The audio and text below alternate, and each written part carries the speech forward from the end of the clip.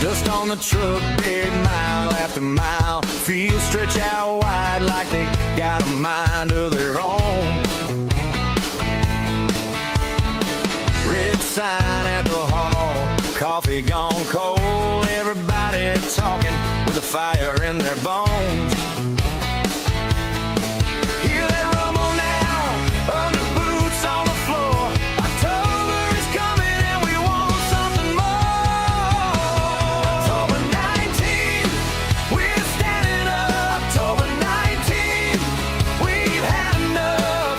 Alberta singing loud, let the whole world hear. October 19th, freedom's here.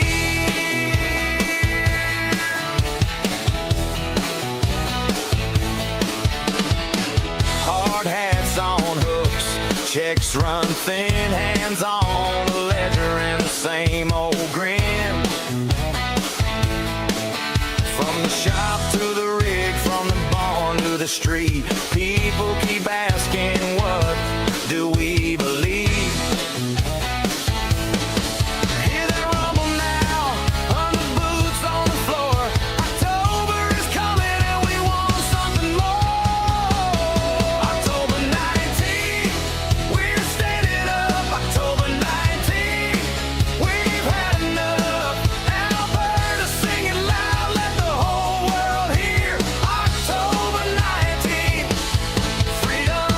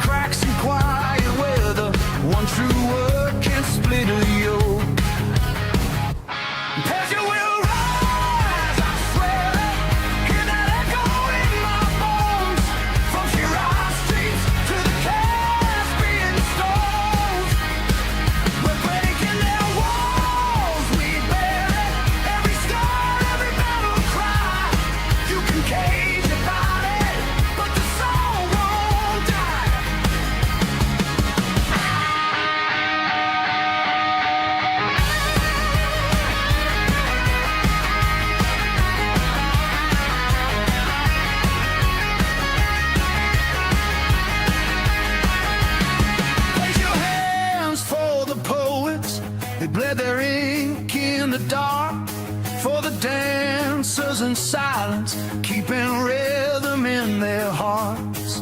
Hey, for the brothers in prisons, carving dates into the stone. You are not forgotten, you are not alone.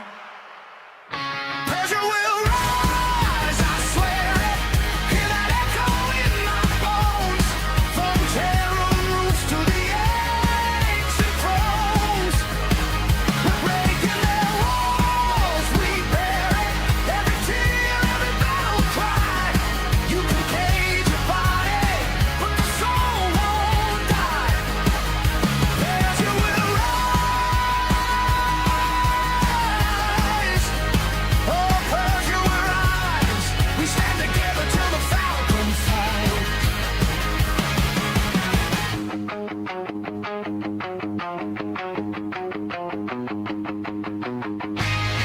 Good morning. Welcome to the NPC show.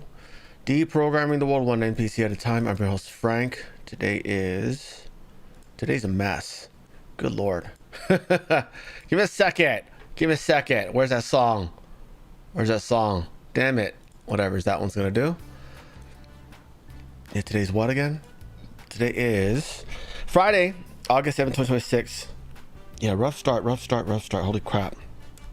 We have for a Friday, yeah, we got a long show combined with also a long watch party. Several things. I don't know what the last thing we might save to tomorrow. I don't think I'm gonna be able to drag the show on that long. All the way to freaking 3 Eastern, huh? Anyways, guys, good morning. Good morning, Barry, Christopher, Bendy, good to see you. Mary, Joshua, Christian, Casanova, Sherry, Zach, good to see you. Sheila, Hellcat, good to see you. Lisa, good to see you. Good morning. Hello to everyone over on Rumble. We got Dixie, Josie, Mary, Jimmy Rimjob, good to see you. Love the name. Campbell, Phoebe Flanagan, and Josie, good to see you. And hello to everyone over on Foxhole. We've got Ghost Rider, Willow Lady, Stephanie Sprague, Curious Cat, and that's it. Anyways, yeah, a lot to get through. There were apparently primaries yesterday. Tennessee has primaries on unusual days. It's not on a Tuesday like usual. It was on a Thursday. And yeah, Andy Ogles lost. Can you believe that? This is a primary, so we still have a Republican in there, but you know, not someone as adamantly against radical Islam as Andy Ogles is, and that's why we liked him. But hey, you know, he's out now. That's a shocker there. Arnold, good morning. Hello, Tiki. Hello, Derek Luna. Good morning to all of you. Thanks for being here. Anyways, so we have quite a lengthy show to get through. We got Coca-Cola being evil again.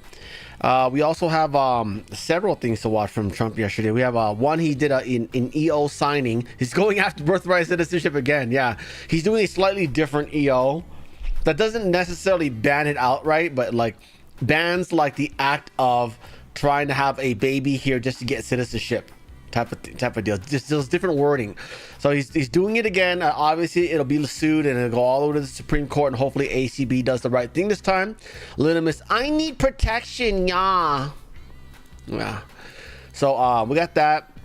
Trump did an interview with Punch Bowl, a very long one, 46 minute. And then he also had Team USA, the Winter Olympic team there. Yeah, we spotted our curling champions there. Not champions, they're silver medalists. Champions to us, right?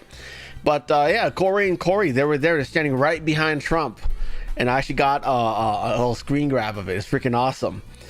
Anyway, so we got that. And then Rubio is sitting with Trump at a round table talking about American mining. Trump's dumping tons of money into American mining to revitalize that, so that we can get our critical minerals production up in this country, so we don't have to depend on China for you know, things like rare earth and, you know, whatnot.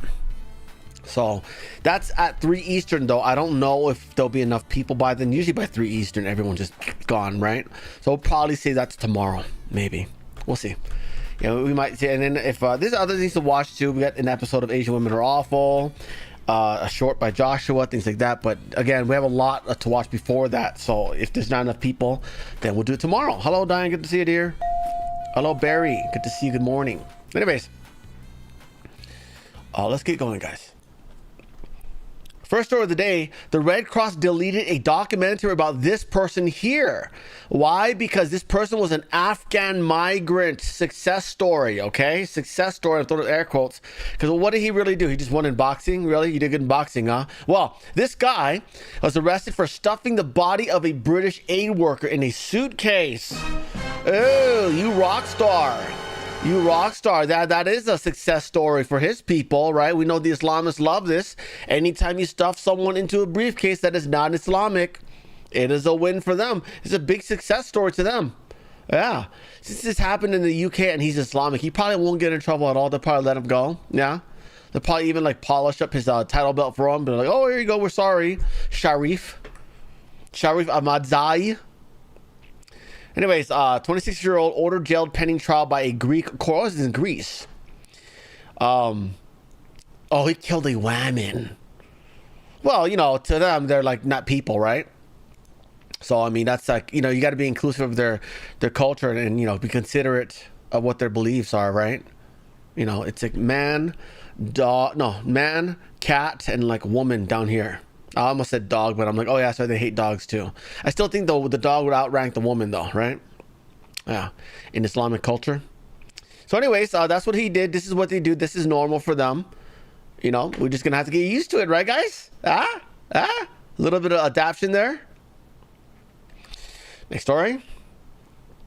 A win for Trump in court. A federal judge in Massachusetts concedes that the DHS can terminate TPS. Look at this. TPS, this is, I think it's specific for South Sudan migrants. Wow. That's a big one considering that South Sudan has a civil war going on right now. And we're still like, nope, going back. Sorry, go back. Go deal with your civil war. Go fight China. Yeah. Yeah, the rebel side, the Islamic side, that side's backed by China. So we have every more reason to send them back to go fight. Right? Now that you're well fed and you've been working out. Have you been working out? Oh, also you don't work. You've been on Snap. Oh, you're gonna lose that war real fast. But anyways, off to the meat grinder you go. Too bad, so sad. You're not staying here. This is a picture of them Sudanese terrors there. I think this is the rebels, actually, the Islamic side that China's backing. Yeah, bizarre though, right? A Massachusetts judge allowed this. That's good news. Next story. President Trump's anti-birthright citizenship tourism executive order that he signed yesterday that we're going to watch because he's going to do a Q&A about it as well. We're going to watch that at the end of the show. The Fox analyst said that this one might actually hold up. Yeah, because the wording's different, right? Yeah. We're not trying to override the Constitution here. What we're trying to do is reinterpret it. Not reinterpret it, but we're going to define. We're going to reinterpret what it means. And then we're going to pass an executive order that bans anything outside of that, right? So instead of banning it itself, we're going to ban birthright. You know what I'm saying? Instead of birthright citizenship, we're going to ban birth tourism. You know, if you're having a baby for a specific reason, if you're from out of the country and you're having a baby here for the specific reason to anchor yourself down, that is banned. New executive orders on birth tourism and birthright citizenship. Now, back at the end of June, the Supreme Court ruled against his first push. Fox News Sunday anchor Shannon Bream here to take us through it. Shannon, nice to see you. Good morning. He said we are making adjustments. What adjustments? How do you see it legally? Does it fly? Well, a couple of different ways, Bill. So remember what the Supreme Court did was say you can't have this sweeping executive order that says no birthright citizenship for people who were born here and their parents don't have the proper legal status. There were already exceptions to birthright citizenship, meaning children of foreign dignitaries, diplomats born in the U.S., they didn't have birthright citizenship. So one of these executive orders is trying to expand the definition of who would be ineligible for birthright citizenship. The other one is aimed at birth tourism, which, as you know, came up during the Supreme Court arguments. Okay, so we got a clip from that. John Roberts was a no, as you pointed out to me earlier.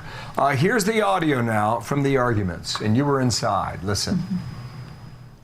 You mentioned in your briefing and also this morning the problem of birth tourism. Do you have any information about how common that is or how significant a problem it is? It's a great question. No one knows for sure. Well, it certainly wasn't a problem in the 19th century. No, but of course, we're in a new world now, as Justice Alito pointed out to, where Yeah, in the 19th century, we didn't buy stuff from other countries to enrich them, allowing them to afford birth tourism. Now, we got all these Chinese millionaires and billionaires want to make their way here. And that's what's changed. And that's why we need to tariff the crap out of them and reshore everything, including critical minerals, which Trump is doing today. 8 billion people are one plane ride away from having a child who's a U.S. citizen. Well, it's a new world. It's the same Constitution. Okay, that last. Go ahead, Shannon. You were in there for it. How did you hear it? I mean, that was the key phrase from the chief there. It may be a new world. So acknowledging that there are these issues and problems the founders could not have seen and they couldn't have foreseen. Yeah, let's end that video there. Next story.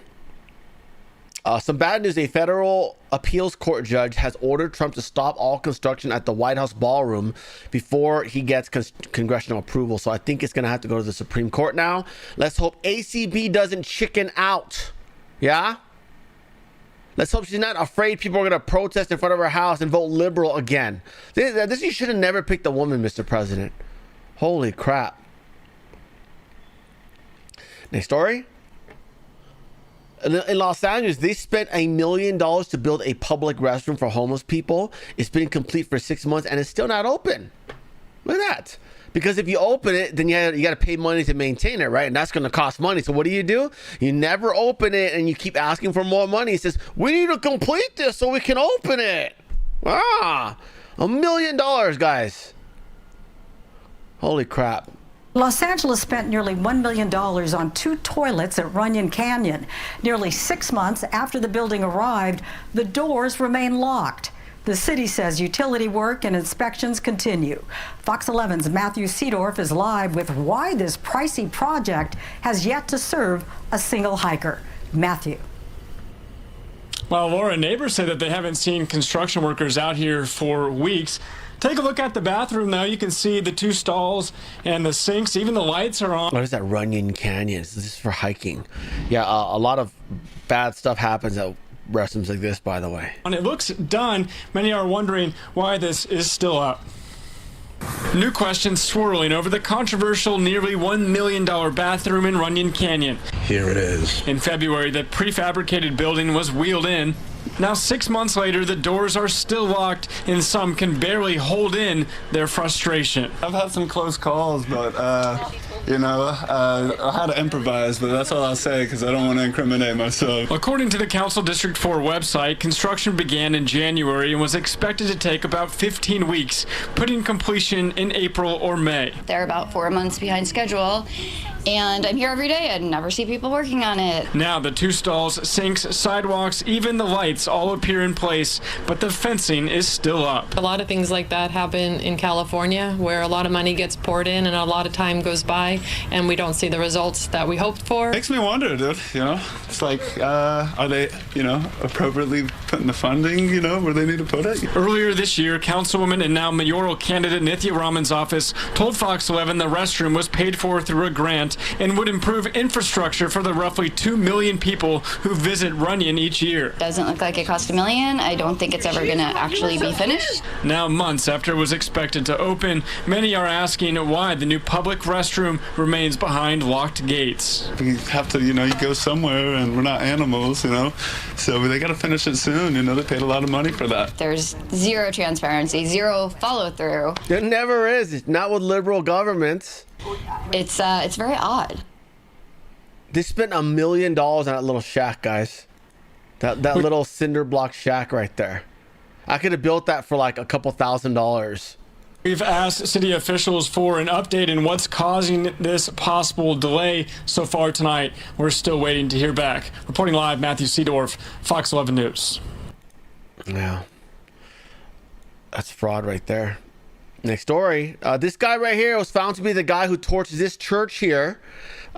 His name is John Jones. He has a long history of crime, many arrests. This, by the way, was a black church. Okay. So again, how are these lax crime laws, how are $0 bail helping the black community at all? Any regrets about this?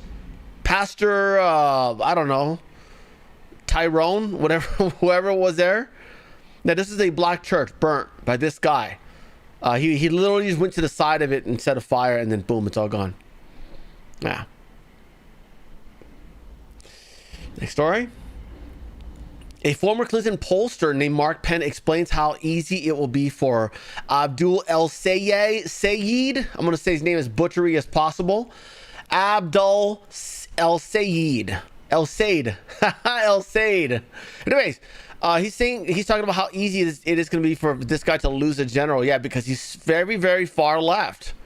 He's very, very far left. Here we go. The question is whether or not a lot of the moderate Democrats who were for Stevens will say, I just won't go there. I will defect from my party.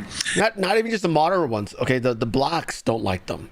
The blacks don't like San Mexicans. The Mexican. San Mexicans. Is it possible to find 5% that will do that? It is highly likely that you're going to find 5% of those Stephen voters who are going to switch to the other side, and that alone would give a margin of victory to Rogers. Okay. Yeah. So it might have been a good thing for us, but the fact that he's the leading candidate for the Democrats, it tells us either one of two things. Either one, the Democrat is going socialist, or the usual population has gotten so dumb that these retard goat fuckers are now the leading candidates for Democrat Party now. Ah, and we thought it was going to be the Green Party. Remember that? Next story. Here's an old clip of Abdul El Sayed in 2018. In quotes, he stated this: "You may not hate Muslims, but..." Listen, I was talking with Kamal Salim, who's endorsed me for my governorship. It's not racist.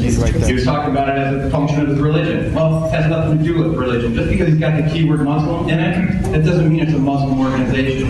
It means that they use that as a mask to go off and do things like he's doing right now, to go off and make it a victim. But no, this is very serious stuff, guys. This is about civilization jihad. It needs to be up in their awareness. And we should have an adult conversation, not simple name calling. I'm tired of name calling. Thank you. Dr. El Sayed, you want to use 30 seconds?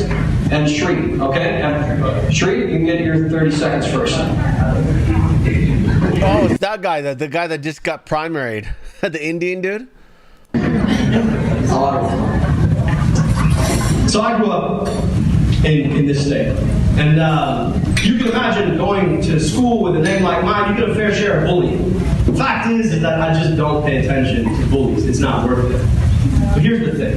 One of the biggest frustrations that I've had is that the assumption that there should be some sort of association between me and some dastardly group functions simply on the fact that I choose to pray a particular way. It is implicitude that is used to raise the scepter that has everything to do with context. Now, here's the thing. What frustrates me more is not that you have blatant racism on the part of certain people. But what frustrates me more is, in the words of Martin Luther King, is that one of the most dangerous aspects is not when Martin Luther King's a Republican guy, okay? Just stop with this. Holy crap, man. people speak out. It's when good people... Well, they really reappropriated his beliefs, right, for the liberal cause and bullshit like that. Holy crap. Speak up. Alveda King is a Republican. She literally was at the RNC doing speeches. What I have not heard is the Republicans on this panel decisively and swiftly call out this kind of Islamophobia, this kind of racism in the context, right, that they are running to represent. Hey, guy, if you can be racist, so can we. Okay, we're not doing this shit anymore. You're not guilt-tripping us into anything anymore, all right? The state that has the highest per capita... Nobody's more racist than people darker than me. That's just been a fact, okay? I live in an all-white town. I haven't been hung yet. What's your explanation for that? Of Muslim Americans in the country. Now, you might not hate racist Muslims, but I'll tell you, Muslims definitely hate you. You hear that? You may not hate Muslims, but Muslims definitely hate you. That was his final little punchline there. Here we go. The state that has the highest per capita number of Muslim Americans in the country. Now, you might not hate racist Muslims, but I'll tell you, Muslims definitely hate you. You may not hate Muslims, but Muslims definitely hate you. This after saying, oh, you know, I want Republicans to start calling out Islamophobia. Even though these people he's trying to protect hate him. Right. Let's do that. That sounds like a great idea.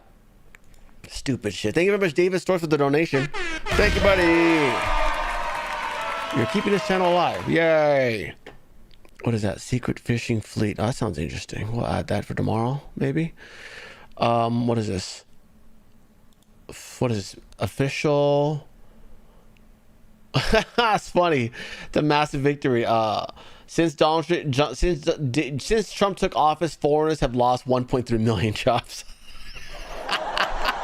And that's what you all get for calling us racist, huh? You call us racist, we're not even going to give you jobs anymore, let alone SNAP, let alone Section 8, let alone free hotels and cell phones. We're going to give you the boot. You'll be lucky if you get $1,000 to fly out. Anyways, let me add that for tomorrow's show. That is great. That's a great stat right there. Next story. Back to Abdul El Said. This guy right here has put Michigan back in play, despite the fact that they've got tons of election fraud out there. Yeah, even CNN is saying this. They're like, oh crap, yeah, a lot of them blacks, they don't like them Sand Mexicans. The Mexican. Sand Mexicans. Yeah, they don't get along at all. Says, look now. To be fair, they don't like blacks either, right? Yeah, remember that one, if you guys are new here, there was this video of a black British woman. She's a citizen there. And this is during the migrant crisis when they were bringing all these people over from Syria.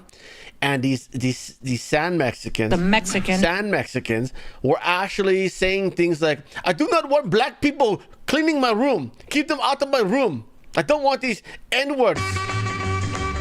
The N-word. I don't want these N-words cleaning my room. Yeah, these are facts, guys. But the irony of all this is that the blacks voted for this, especially the women. Yeah, still 2/3 Democrat. How do Democratic chances look now in Michigan now that we know that El Sayed is the nominee? You know, once El Sayed became the favorite for that nomination, and now that he's actually become the nominee, Democratic chances have fallen dramatically. Okay, counties El Sayed won in the primary. 0 of 15. 0 of 15 with the lowest share of college degrees. Ergo, he did not win in those working class areas. Where he did win, he won 13 of the 15 counties with the highest share of college degrees. So this just goes to show you what the colleges are teaching the kids about socialism.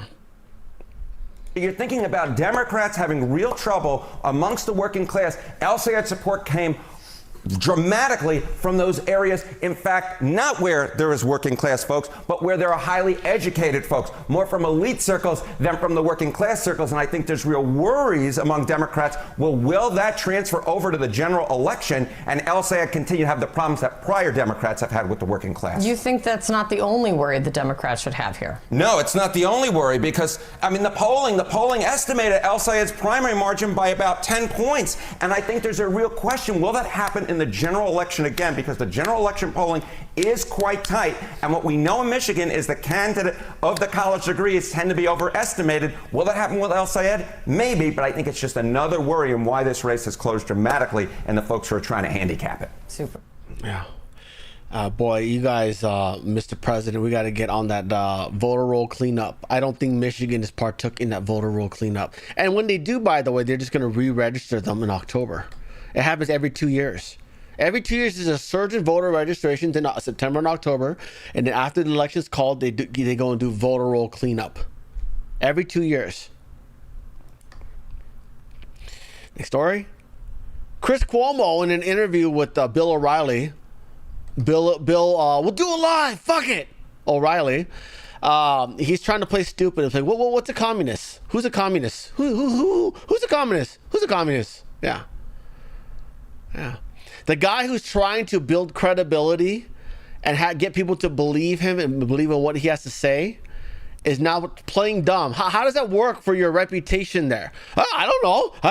Huh? I don't know what's going on. But everyone should watch me. Yeah, that's why I got fired from CNN. Look, we see this all the time, which is in the primary we hate each other, but then when it's against the other guys, especially in this toxic twosome that our party politics is, we got to come together because the last thing we want is, as Democrats would say, is another Trumper, especially in a blue seat. So I don't understand that motivation. Then I will enlighten you. Please. There hasn't been in my lifetime a movement as radical as a Bernie Sanders-led progressive movement. It took me by surprise. 2 years ago, if you were to say, hey, there's going to be a big communist element and it's going to get traction, I went, what are you talking about, Albania? But who's a communist? Who's a communist? Yeah, he's going to play dumb like he doesn't know who a communist is. Yeah, Mamdani, Abdul El Said, Bernie Sanders, AOC, Rashida Tlaib, Ilhan Omar. It's not hard. You just, guys, you do this for a living, Chris Cuomo. I make jokes for a living. You're supposed to be the journalist, and you don't know who's who?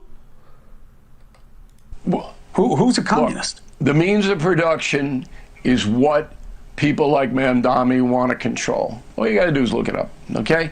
The means of production. They want to control that. Mamdani is the mayor of New York City. Control it. He's the mayor of New York City. And that means what? Oh, he's a mayor. He can't be a communist. Oh, you're right. That's right. There's a Communist Control Act. We're supposed to get rid of them. Right. You're right. We should yank him out of his office and arrest him. He has done nothing to take away private property. He's taxing. He's doing other things that he said he was going to do when he was running.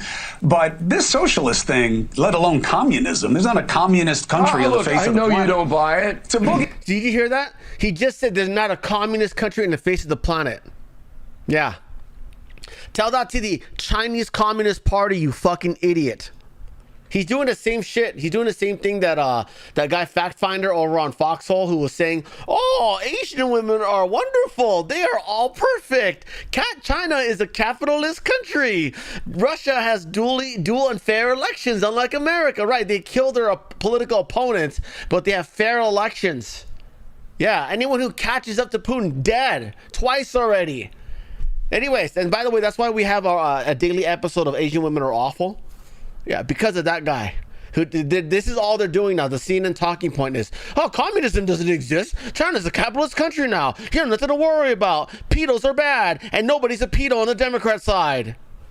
Yeah, they're trying to pretend that's not happening anymore. First, they tried to normalize it for like a decade. They tried to create MAPS, the acronym MAPS. They try to normalize all this stuff. Now they're like, no. The only pedo's Trump. Yeah, they're bad. Yeah. Hey, man. It's quite clear you don't buy it. People believe what they want to believe. But he's frozen rents, okay, in New York City. That's the first step. Now he wants grocery stores to undercut other grocery stores. The guy is called classic Marxist person. Yesterday it was amazing because But he's the mayor of New York City. He's not the entire party, right? I mean, it's like you can have a guy who is out there, but you okay, so if we have a white supremacist in the Republican Party, it's okay because, it's just one guy in a party. It's not the whole party. Yeah. We should totally bring all those white supremacists in, huh? Yeah. He wanted him. You know, imagine that. Imagine we just take those Patriot Front, which is, SPLC funded feds. We take the Patriot Front and just replace all our Republicans with them, and then they'll just go into Congress and just slaughter anybody darker than them. That'll be effective, right? But it's not the whole party. It's just like 1, 2, with the weapon, Yeah. It makes it fine. It makes it fine. No, but I'm saying that. Why do you think that that's going to? I know, but why do you think that will affect all Democratic races, one mayor? Because first of all, it's not one. Okay, there was another. The mayor of Seattle is a DSA member now. So is the mayor of freaking Boston. Okay, there's another one running in Colorado. They're all over the country now, and they're pushing all the same bullshit all these dumb college students were brainwashed with. This is why they took out Charlie Kirk, by the way. They needed a rise in communism. And they're like, oh, Charlie Kirk's talking too much sense to all these kids. It's basically a radical movement. Wow. In that video, what else is there? Mike Rogers is now courting anti-socialist Democrats who are fed up with Abu Ding Dong Mohammed El Said. Yeah, he's courting them. He did this whole video. I'm not gonna watch it because it's 3 minutes long, but you'll get what he has to say about it. Okay, Mike Rogers is the guy running against Abdul Said. I'm going to butcher his name every time. Abdul El Said is his new name. Okay, we're not going to pronounce his communist name with any dignity. We're not doing that. Okay, they don't pronounce Chinese names properly. No. Next story. Moderate Democrats are gearing up for a fight against the party's ascendant left, including a new $15 million effort aimed at countering Democrat socialism. What are you gonna do? You're gonna ballot harvest against your own party? I guess they do that sometimes, right? Is there a different populace that decides to show up when it comes to the general election to reject some of the stuff? Look at all these DSA people, okay? Rashida Tlaib, Donovan McKinley, Milat Kiro, she's the one from Colorado. Diarrhea Chevalier. Diarrhea Chevalier. I never even heard of her. Oh, New York District 13, huh? And then we got Claire Valdez, New York District 7. We got AOC, New York District 14. Look at all these communists. And Chris Cuomo the homo. What is wrong with you? It's not hard, okay? They literally push communist values, and you're like, who's the communist? Who's the communist? Yeah, I don't know why anybody watches me for. I'm incredible. I don't know anything. And then Chris Rabb from Pennsylvania. Holy crap. It's getting bad, guys.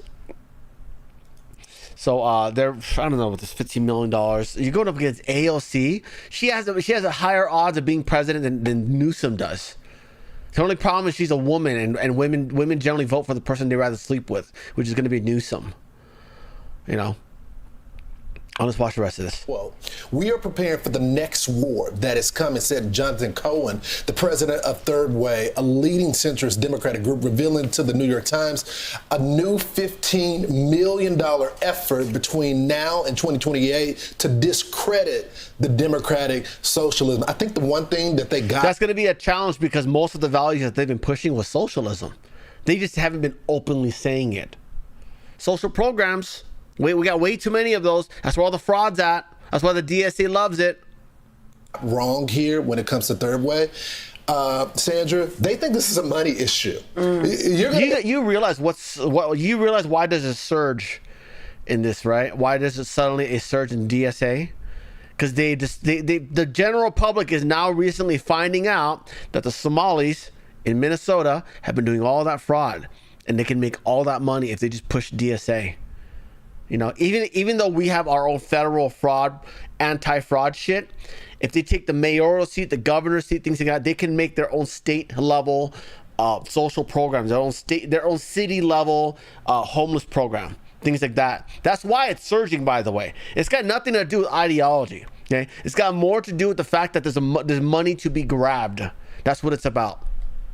Able to outraise. You have the establishment, you're going to have big organizations to support you, but these groups are getting small dollar donors. They're knocking on doors, sometimes 3 times versus their opposition not knocking on any doors at all. So if you think that it's just going to be a finance, that you're going to outraise them, sure, you'll outraise them. But when you get to the people that are desperate right now, Sandra, things are going to get interesting. I think some of these moderate Democrats look, Chris Cuomo, look, these are all communists here, okay? Bernie Sanders literally wrote folk songs about Fidel Castro. Yeah, he plays a guitar, he loves music. He also, by the way, honeymooned in Moscow, of all places. Things are going to get interesting. I think some of these moderate Democrats, to the reporting in the New York Times on this potential war against the far left, these moderate Democrats must be waking up every morning thinking, what's our strategy today? Thank you very much, Gen Extra, for the super chat. Gen Extra says, thank you, Gen Extra. Gen Extra says we have to stop calling it DSA and just say communism. Yeah, the problem is when I say Communist Party, they're going to think I'm talking about China.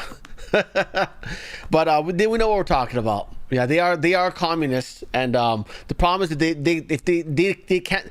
By the way, that's the reason why they don't call themselves the Communist Party, because we've outlawed it. The Communist Control Act outlaws communism. Lucille Ball from I Love Lucy. Lucille Ball got a knock on her door from the FBI because she was a registered communist, and the only reason why she was is because her dad made her do it when she was 15. But she didn't care about politics at all, you know. But yeah, it's DSA for now. Sorry, but they are communists. You're right. You're right about that. Thank you for the super chat. Next story. Far left candidate Justin Pearson, remember the wannabe MLK guy who thinks MLK was a freaking Democrat? No, he wasn't. Justin Pearson wins the Democrat nomination in Tennessee's newly redrawn 9th congressional district. She defeated the state senator, London Lamar, with backing from AOC and Ayanna Pressley, another DSA communist member. Tennessee primaries. I guess that works. I would call them DSA communists, right? There you go. It's a great idea, Jen Extra. Tennessee primaries, a far left DSA commies, huh? Tennessee primaries, a far left Democrat who campaigned with AOC winning the House primary in the state's newly redrawn 9th congressional district. And in the race for governor, Senator Marsha Blackburn easily defeating her. Hey, she brushed her hair for this photo. Her GOP opponents. Maddie Rivera joins us live from Washington with a look at the results from the volunteers. Okay, anyways, let's just go to Justin Pearson. Where's he there? That's Pearson. If you don't remember who that is, remember these three out in Tennessee. This, and this. They are basically state representatives, okay? And Tennessee is the supermajority red. Actually, I think it's just a basic majority red, okay?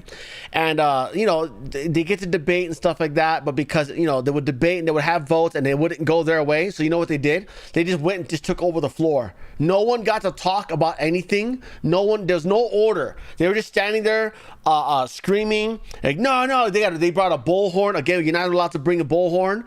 And they were basically disrupting every procedure out there just so that they get their way. Okay, and then the mistake they did, first of all, they had an impeachment hearing for all three of them. Okay, the state house voted to impeach him, but not her. Why? Because she didn't actually do anything. She was just standing there for moral support for these two. The mistake, that was your mistake. You should have impeached her too, because you didn't impeach her. Now you look racist. Okay, and then what happened? They got impeached, and then the districts they came from, which is Memphis and Nashville, just basically voted them right back in. By the way, neither of these two guys are from Tennessee. One of them's from San Jose, California. That guy, this guy right here, and that guy, I'm not sure from where, but this guy, he's a joke. He tries to talk like MLK. He tries to talk like this, like he's got the quiverance in his voice. MLK was not, first of all, he wasn't 120 pounds. He's a big dude. He had wild sex parties, okay? And secondly, he was not a liberal, okay? District. Anyway, so that's what these three are. He has won the nomination to become governor. Is it governor? I think it's just for his seat. I don't know if is it for a federal seat or a state seat? 9th congressional district. Oh, she's headed to DC if he wins. Remember, Tennessee's the state that they redrew it so that it would be 100% red. Now, if he still pulls it off, because ideally what you should have done was taken all the blacks and concentrated into one little district, right? That way you're guaranteed everyone else will be a Republican. Or make one funky district that somehow connects Nashville with Memphis. But they redrew it to try to make it all red. Now imagine us losing the seat here.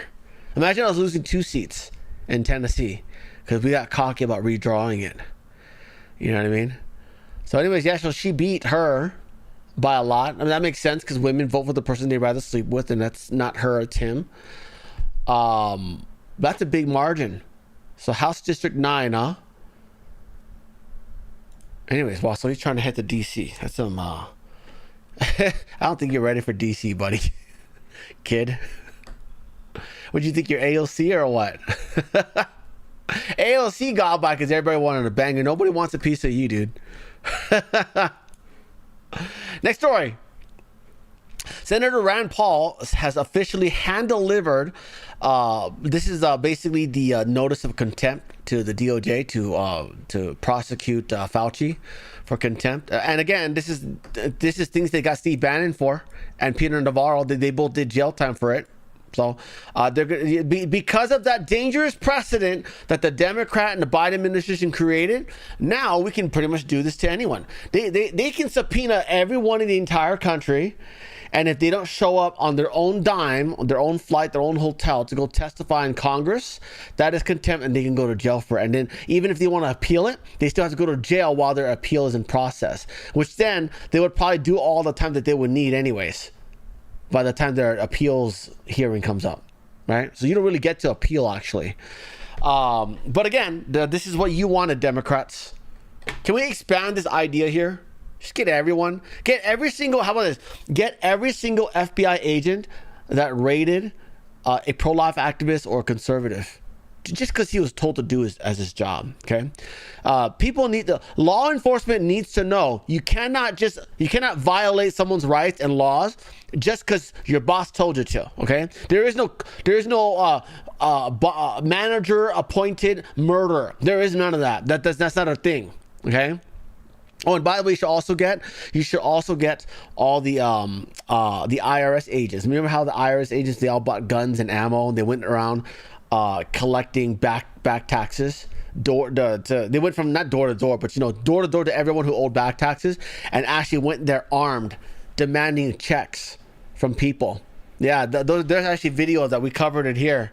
Yeah, go after those IRS agents there. They're not allowed to just go onto someone's property with a gun like that. No, that's not how castle doctrine works. That only works for your own castle, not someone else's. Stupid. Next story. Fauci was spotted taking out the trash. Oh, look at that. He looks so sad. Womp womp. Womp womp. That's his wife right there flipping off the press. That's hilarious. Do we have a close-up of this? We do. Look at that. Oh, she's so mad. She's so mad. Oh, poor guy. Hey, where's your servant to take your trash out for you? I'm surprised you don't have one of those running around with all the hundreds of millions you took from Pfizer. He looks so sad. Next story. On CNN, they had a brief little, Carolyn Sunshine, by the way. So that's her name, apparently. This is the lady, remember, she's the one who dunked on Tucker Carlson. She had Tucker Carlson on her show for New York Times, and then Tucker Carlson's like, there's mutiny at the White House. And she asked a basic question, who exactly was his mutiny coming from? And he's like, well, it didn't come from an exact person, but you got to imagine that there is. Yeah. And then she goes, this is me being skeptical. This is her.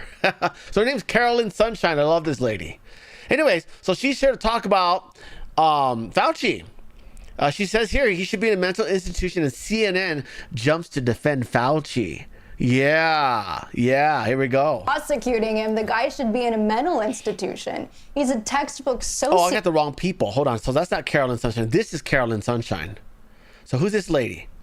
I don't know who this lady is, but I like her hair today. Prosecuting him, the guy should be in a mental institution. He's a textbook sociopath. I mean, DSM-5 level sociopath who was running our pandemic response. Low empathy, ability. Oh, look at those bags underneath her eyes. Holy crap. That's what happens when you lie for a living, huh? To inflict pain on innocent. I mean, you got studio lights in your face and you still can see those. Holy crap. It's narcissism. I mean, What let are me you read diary entries for you. Who are you verbatim. talking about? At the height of the pandemic. Hold on, guys. At the height of the pandemic. Hold on, Caroline. This is March 2020. Caroline, let me just ask you. He's writing in his diary. Hold on. What are you talking about? Oh, we're still sponsored by Pfizer. You have to cut that out. And are you suggesting that he should be in a mental institution for having an ego, which I think I'm close to that. Which I think would characterize just about every single person in Washington. His diary, at the height of the pandemic, when Americans aren't allowed to see grandma dying of COVID. They won't even let her talk. This is what they learn in their liberal propaganda school. This is how you win by lying. You have to also not let them talk. Anthony Fauci writing about the media is so hot. Respectfully, there is one person at this so table many who worked interviews. with Dr. Fauci. I worked at the White House. Written about me. Caroline, I worked at the White House during COVID. I was Trump's deputy press secretary during COVID. So I actually worked with people like Dr. Fauci. He was. You couldn't keep him off TV. You're in the press office. You would know his face was on. And guess what, Caroline? Guess what? Of course, That's the end of that right there. I want to pull up the Tucker Carlson. Let me show you. Tucker New York Times interview. Where's the part where he gets completely smoked? This part. Here it is. Ooh, that is loud. Tucker, first of all, Tucker doesn't even think before he lies. Tucker Carlson on New York Times. He says, I wish I hadn't done the Fuentes interview. What I really wanted to talk about was where we were going with this war in Iran. Well, so he says, I don't know what he's talking about there. Anyways, where's the part where he gets caught lying? Is this it? I don't think that's the part right there. On the Fuentes interview, because nope, that's irrelevant. Where is it? It's pretty good if you haven't seen it. On a recent show. There it is. Tucker lying about calling Trump the Antichrist. He called Trump the Antichrist and then he denies it, right? And then Tucker becomes the #1 propagandist. He's not even on the right anymore. That's pretty long. Hold on. This is the one. Like, this has it as well, but it's 5 minutes long. This is what I'm looking for. Here we go. The future that I imagine is not a future in which we're yelling at each other about race. It's a future in which people are legitimately revolutionary, maybe even violent, on the basis of thwarted economic opportunity. And you said in our previous interview, the future that I imagine is not a future in which we... No, this isn't it either. Okay, we have to go through this then. Here we go. You went further saying, here's a leader who's mocking the gods of his ancestors, mocking the God of gods, and exalting himself above them. Could this be the Antichrist? Over the last couple of months, I've been sort of... Oh, come on, man. I want to see their interview. I don't care what Ruben thinks about it. Holy shit. Here you go. What I was saying, which is you cannot mock other people's gods and put yourself in their place, period. That is a deal killer for me. That's worse than the war with Iran, in my opinion. Yeah, but I ask because, you've been talking on your show about whether Trump is the Antichrist. I have not said that. On your show, the day after Easter, you noted he did not put his hand on the Bible during his swearing-in ceremony as president. You said, and I'm quoting, maybe he didn't put his hand on the Bible because he affirmatively rejects what's inside that book. And then... No, he didn't put his hand on the Bible because Melania was holding the Bible and the priest or whatever started without waiting for her to show up, because she was sitting down with the Bible. She had to stand up and walk over, and by the time she got to where Trump was, it was already halfway through. On a recent show, you went further saying, here's a leader who's mocking the gods of his ancestors, mocking the God of gods, and exalting himself above them. Could this be the Antichrist? I actually did not say, could this be the Antichrist? Here's a leader who's mocking the gods of his ancestors, mocking the God of gods, and exalting himself above them. Could this be the Antichrist? Well, who knows? He splices it, and that's hilarious. I don't know where that comes from, but I know that those words never left my lips because I'm not sure I fully understand what the Antichrist is. If there's just one, I actually tried to understand it. I may have said some are asking that. I'm not weighing in on that because I don't understand it. And just to be totally in clear. Revelations, obviously, Yeah. So there's that. Those more. Where is it? Out of. That's which you may know. Nope. Where's the one? Something about mutiny.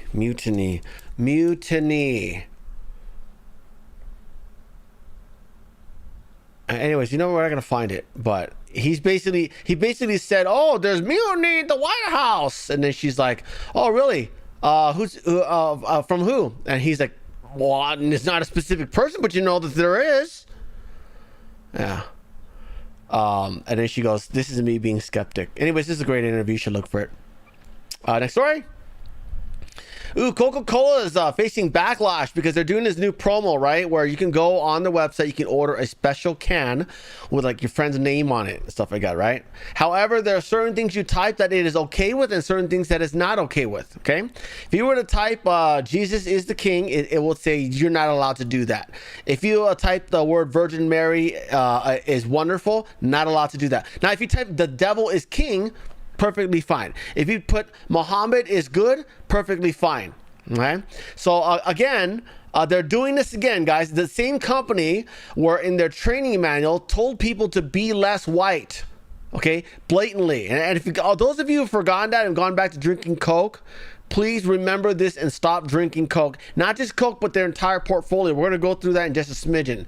But this gal right here, Isabel Brown, did a little video on it. She actually tested it out herself. Here we go. Okay, so a friend just sent this to me about Coca-Cola, and we need to go see if it's true. It looks like if you go to the Coke website where you can personalize a can with someone's name on it, they will allow virtually anything under the sun except for Jesus is King. Okay, let's try the devil is king. Nice. How about we swap this guy out for Jesus? The name or phrase you've submitted is not permitted. How about Allah is good? Okay. Jesus is good. The name or phrase you've submitted is not permitted. Muhammad is good. Satan is good. Just one more time for kicks and giggles. Jesus is good. The name or phrase you've submitted is not permitted. Now I just want to try things. You cannot use Virgin Mary. Name or phrase you've submitted is not permitted. How can you not put Virgin Mary? Jesus Christ. The name or phrase you've submitted is not permitted. Holy Trinity. The name or phrase you've submitted is not permitted. Holy Spirit. The name or phrase you've submitted is not permitted. Okay, let's take this back to Old Testament. Yahweh is good. Allowed. Now I'm just really... That's only because they didn't know about that acronym right there. Allowed. Now if you spelled it out, it might be different. I'm just really curious. Jesus is bad. Oh, man. So you allow bad things about Christians, you allow, but not good things. Jesus is evil. Jesus is God. The name or phrase you've submitted is not permitted. Christ is king. The name or phrase you've submitted is not permitted. Jesus is the devil. Allowed on the freaking can. What are we doing? Yeah. So just as a reminder, this is everything under the Coca-Cola umbrella here. It is not just Coca-Cola. They also have all these other beverages here that you should also stop drinking, okay, including Barq's root beer. It should be called Barf's root beer. It's very disgusting. Body Armor, good lord, that is terrible. Seal water, so what is it made of? Seals? That's gross. It's Coca-Cola. We already know about that. Okay. Del Valle, Dasani, Costa Coffee. Wow. Yeah, that's also on the shit list now, huh? Dolgadon, whatever the hell that is. Fairlife, Fanta, and Fresca. Ooh, Biederman's gonna be really mad about that one. He loves Fresca. Yeah, Fresca Hard, Fresca Mix. So anything with the word Fresca. Fuse, F-U-Z-E-T. Fuse tea is overpriced anyways. Brew your own is much better. Okay, Georgia Coffee Black. That's also on the shit list. Gold Peak on the shit list. This Ching Chong water here, shit list. Right? Innocent. Ooh, look at that. You have a berry with very little nutrients. And you put a halo over it and you call it Innocent. Ooh, innocent drink. There's Jack Daniel's Coca-Cola. That's gone. Anything with Coca-Cola on it. Lemon Dow, gone. Mesa, gone. Minute Maid, gone. Minute Maid Vodka, gone. Simply Orange, gone. I'm never buying that again. I bought that the other day because I didn't know. Schweppes. Powerade, the fake Gatorade, guys. The copycat that tastes like shit. Yeah, that. Peace Tea. Yeah. Right, peace tea, but you're okay with Islamists invading Christian countries. Simply Spiked. So Simply, anything Simply, okay, the orange juice or the alcohol version. Smart Water, which is dumb because it's overpriced. Sprite, Thumbs Up. Vitamin Water is also there. Holy crap, get that out of the fridge. And Topo Chico. Topo Chico and Topo Chico Hard Seltzer. Okay, that is everything you should stop drinking going forward. Okay, if you see a Coca-Cola truck, you know how to treat it. A lot of brake checking. Next story. You can swoop and squat a Coca-Cola truck, right? And collect a lot of insurance money with that, if you know what I mean. Our next story, some good news. Children's Hospital in Texas must now open a detransition clinic after it illegally and fraudulently performed transgender operations on children. Look at that. Now all those kids that coerced to chop off their willies or their tatas are now going to be able to get them reattached back on for free. Yeah, and they're also having to pay tens of millions of dollars in fines. Yeah. Texas Children's Hospital. Eat shit. You thought you could just go around the law, huh? The Texans voted to ban transitions for kids, and you're just like, oh, we're going to do it anyways. You thought you can go around it. You tried to impeach Ken Paxton over, and you failed. By the way, where are all the other red states and banning this? Where are you at? Where's Idaho and Montana on this? Huh? Awful, awful. Ken Paxton announcing a deal with Texas Children's Hospital. It comes after an investigation was opened back in 2023 over claims the hospital illegally provided transgender treatment to kids. As part of the settlement, the hospital must now create the country's first ever detransition clinic. Our senior correspondent, Mike Tobin, has all of the details. Hi, Mike. And Aisha, lawyers for the whistleblower in this Texas Children's Hospital case are using words like historic and unprecedented to describe this settlement that, as you mentioned, will now establish the nation's first detransition clinic. The settlement gives Texas Children's Hospitals 3 months to open that clinic and will provide free care to people who want to reverse gender reassignment procedures. It requires Texas Children's to produce a public statement admitting that the hospital made false statements about the procedures done, fire 5 doctors who carried out gender transition procedures, and agree to never hire them again. The hospital is required to implement sweeping reforms, including training healthcare professionals about the dangers and illegality of gender transition procedures, commit to a permanent prohibition of such practices, and pay $10 million in fines. Texas Attorney General Ken Paxton said the settlement is a resounding defeat for the radical gender ideology that has preyed on children under the guise of care. Other states. Okay, we don't need to go through this. It's another whole minute of this. Anyways, next story. Representative Andy Ogles lost last night. Yeah, I know, big shocker, right? He was also endorsed by Donald Trump and lost. And he's a pretty good dude. This guy, by the way, the reason why he won is because he was very heavily financially backed, okay? He doesn't have a political career. In fact, I believe he's in a veterinary industry, in the industry of animal care and whatnot, right? Well, sort of. Animal care, as long as it's profitable, I should say, because a lot of veterinarians are not, you know what I mean? A lot of times they can save the animal, but they'd rather make money doing something else, you know, because to do a certain surgery on the animal costs a certain amount of money. Anyways, so he won. He's not a bad dude because Trump endorsed him just this morning. Trump wrote, last night was another good night for endorsements, 8 for 1. And the one was a person who I remain loyal to, even though he had virtually no chance of winning and was running against a great Trump candidate and former agricultural commissioner of Tennessee. His name is Charlie Hatcher. Okay, so Trump, well, hold on. So you're saying he's a Trump candidate, but you endorse this guy, though. Unless the data's wrong. Let me see real quick. Hold on. Trump endorsements, I believe it's Tennessee District 5. Tennessee is I was looking at it last night. Nope, that's Senate District 5. Yeah, Andy Ogles. He endorsed Andy Ogles. So that's correct. Let me check the year real quick. If this is a prior year, then that explains a lot, right? Come on, where does this end? Good Lord. This has got to be last year. No, that's this year, 2026. Anyways, okay, well, whatever's Trump. Good Lord. Saying, oh, yeah, you're a great Trump candidate. He might be, but you didn't endorse him. I'm trying to take credit for it now. It's okay. No one's perfect, sir. Anyways. He says, and was running against a great Trump candidate and former agriculture commissioner of Tennessee named Charlie Hatcher. Good luck, Charlie. Run tough and hard. You have my complete and total endorsement.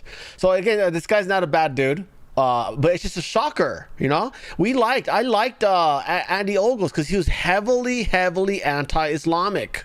You know what I mean? He leaned in against, he was very much on the side of Brandon Gill about a lot of that stuff. We gotta, Islam's not a religion. We gotta get them out of here. They're a cult. They're disgusting. They're awful. They're evil. Anyway, so yeah, this guy won. Charlie Hatcher. Yeah, a bit of change there, huh? Next story. Ashley Moody was on the floor of the Senate this morning trying to push for a voter ID bill. Now, this is different from the Save America Act. Save America Act, 6 different things. This is just one of the 6, and she's trying to at least get that through. and I don't think it will. That there are 2 bills at the desk due for a second reading en bloc. At least not before midterms. The leader is correct. The clerk will read the titles of the bills for a second time en bloc. S-5271, a bill to amend the Help America Vote Act of 2002 to require voters to provide photo identification. H.R. 7008, an act to amend Chapter 131 of Title V to require certain restrictions on stocks for members of Congress. Okay, that's whatever. Okay, so good stuff there. Let's go to this real quick. This is interesting. This just popped up right now. AOC has officially overtaken Gavin Newsom for the next DNC nominee. I told you guys. This is what was going to happen. Holy shit. The DSA, guys, they love that fraud. They saw that fraud, like, oh yeah, we can get more fraud if we tax the billionaires. Yeah. Holy crap. What is this about? SPX. Oh, look at that. Yeah, they really outperformed that unlock. Yeah, that's crazy. With SpaceX is already rebounding. Isn't that crazy? Yesterday was the day where SpaceX is they had their first major unlock, where it's like there were certain shares that were, you know, given to certain people, but they weren't allowed to sell it yet. Yesterday was the first day and no one sold.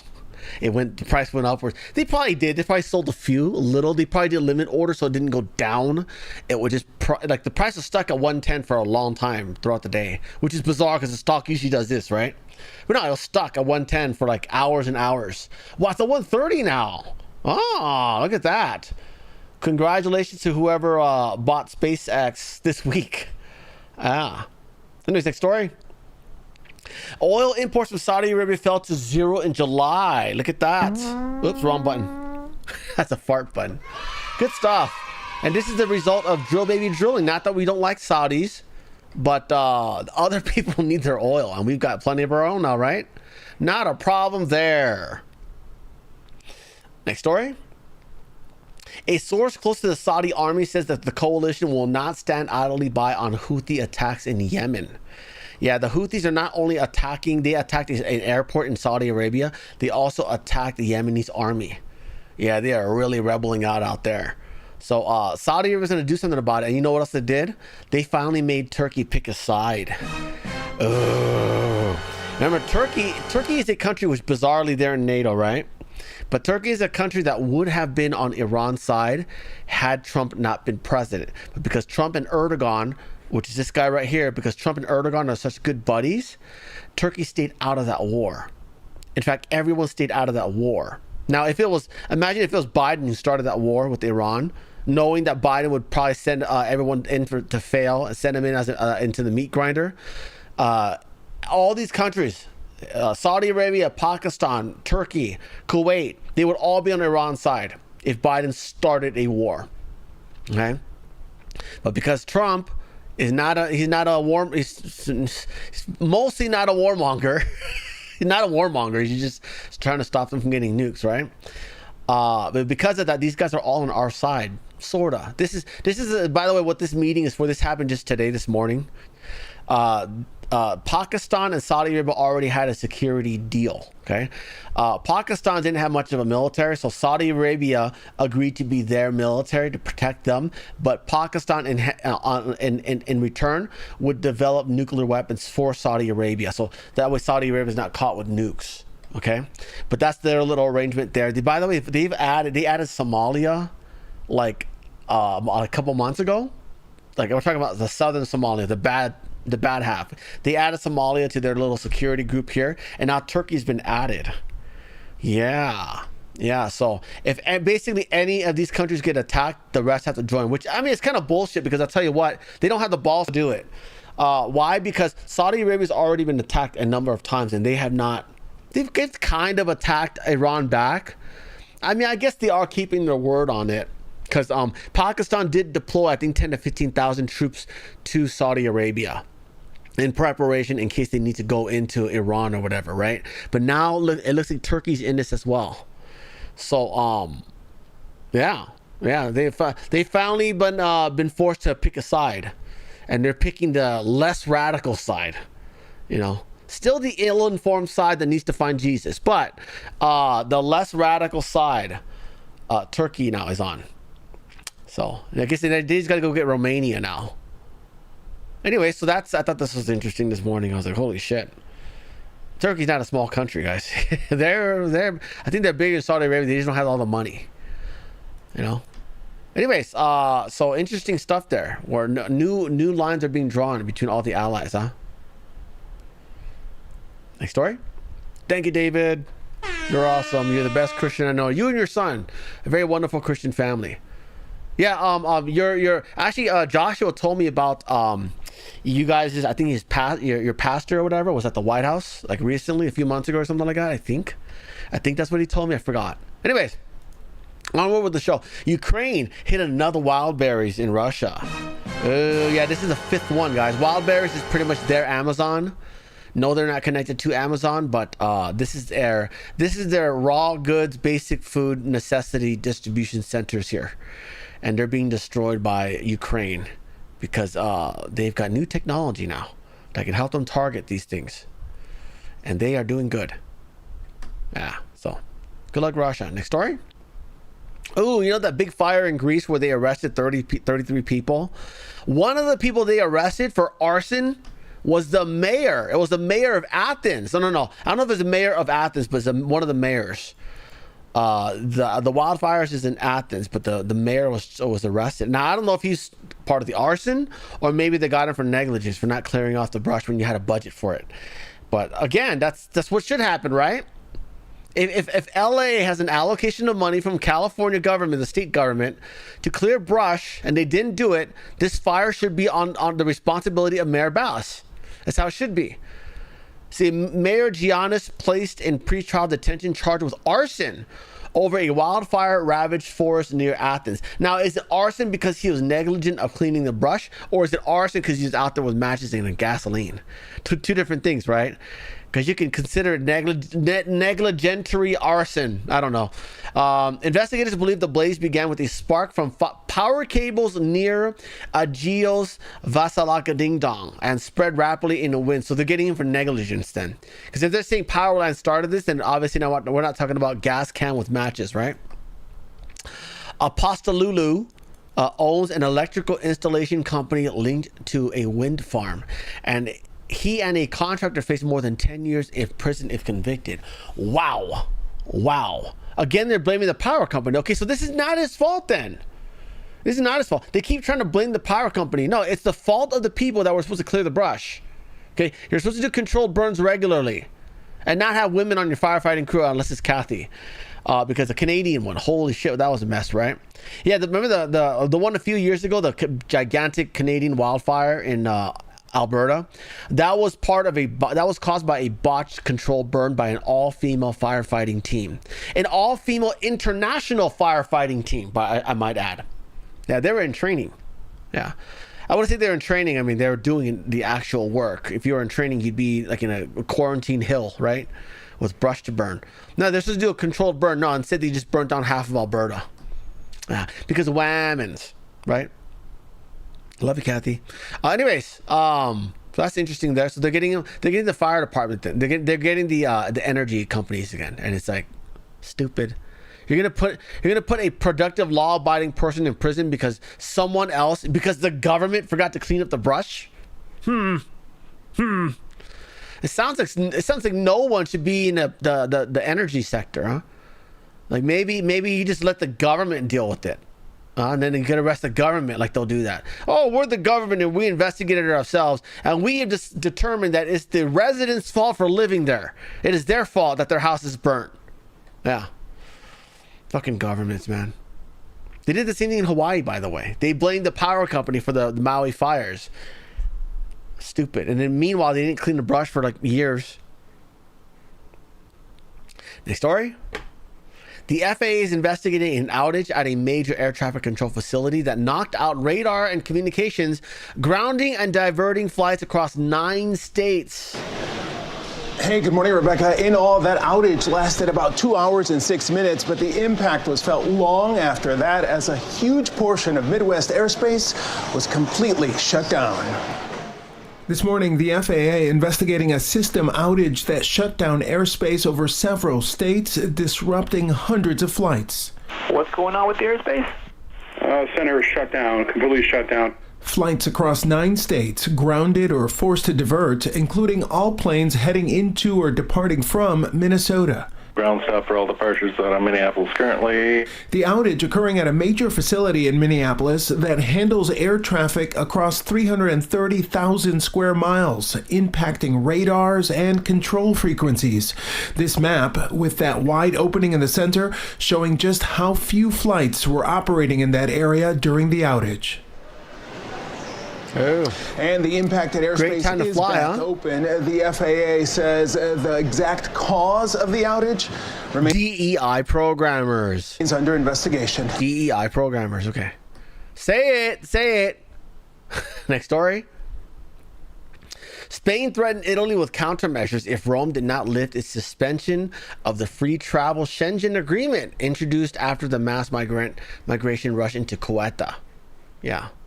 If you missed the show the other day, yes, they are flying. Spain is flying people from Coca into Spain, mainland Spain. So they'll be in Italy very soon. And there's nothing you can do, because they're going to give them citizenship. There's nothing you can do to stop them. Next story. This is out in the UK. Is a Muslim woman angry because she missed her flight. Leave the bag. We don't need bag. Just leave it. She demands the plane comes back. You cannot do that. You cannot just leave. You can't do that. Hello? You can't do that. You can't go there. You can't just leave us and go. She's attacking you. These people are fucking crazy, man. She's actually physically. He can't see ya. He can't see ya. Hello, can you leave? Don't leave us. Oh man, you should hit the glass harder. Then he'll notice ya. Because it'll break, right? You can't leave us like this. Yes, we can. That's what they do. They do it all the time. Yeah, you're not the only one. You're not special. It's gone. So it's not Islamophobic, okay? Don't. Yeah. If you're white, they'll leave you too. It's the same shit. Good Lord. They're here already. Your hair's not covered, you whore. Pushing back the plane now. It's 20.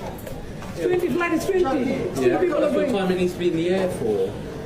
Yeah? You can't close the gate and it be in the air in an instant. नहीं साहब तो काबर छोड़ लगे हाथ क्या कर ली तू ये काबर सुनो ये तो गोड़ को क्या कर ली नहीं साहब तू क्या कर लेते है तो बैग क्या कर ली तू how can I go? You're not going to be going on this one. This one's done. Over with now. Can you open the door for me? Can you open the door so I can fall off like Jim Carrey did? Oh, come on. Come on. Next story. 5 were arrested in England, not for what you think it is. You would hope that, oh, they're arresting people for being there illegally. No, they are arresting British citizens for protesting migrants swarming their communities. Yeah, this is what they're doing in England, guys. King Charles is doing this. Yeah, terrible. Closet Muslim King Charles. Next story. A New Mexico judge has ordered Meta to pay more than $500 million over allegations that its platforms harm children's mental health. Yeah, you're going to want to appeal this because that is bullshit. This is not Meta's responsibility for that, okay? And by the way, the fact that this is in New Mexico that ordered this tells me that they are doing what the EU does. They're doing what California does. They're trying to raise revenues by fining big tech because they got all the money. Okay. Never mind the fact that Meta is responsible for the fact that your state's entirely blue and that you have Democrats controlling the entire state. You want to shake them down for money anyways. Why? Because Zuckerberg had dinner with Trump. Zuckerberg was at Trump's inauguration. Huh? Is that why? Is that why you're mad at him now? Is that why you're trying to shake him down for money? I'm telling you, we need Kyle's law. We need private entities to be able to countersue the government for frivolous lawsuits like this. Because this is going to get appealed and they're going to lose. Okay? That's bullshit. It's a parent's job. Next story. yesterday, Elon Musk announced something called TerraFab, okay? Fab means as in fabricators of microchips, okay? Like a foundry.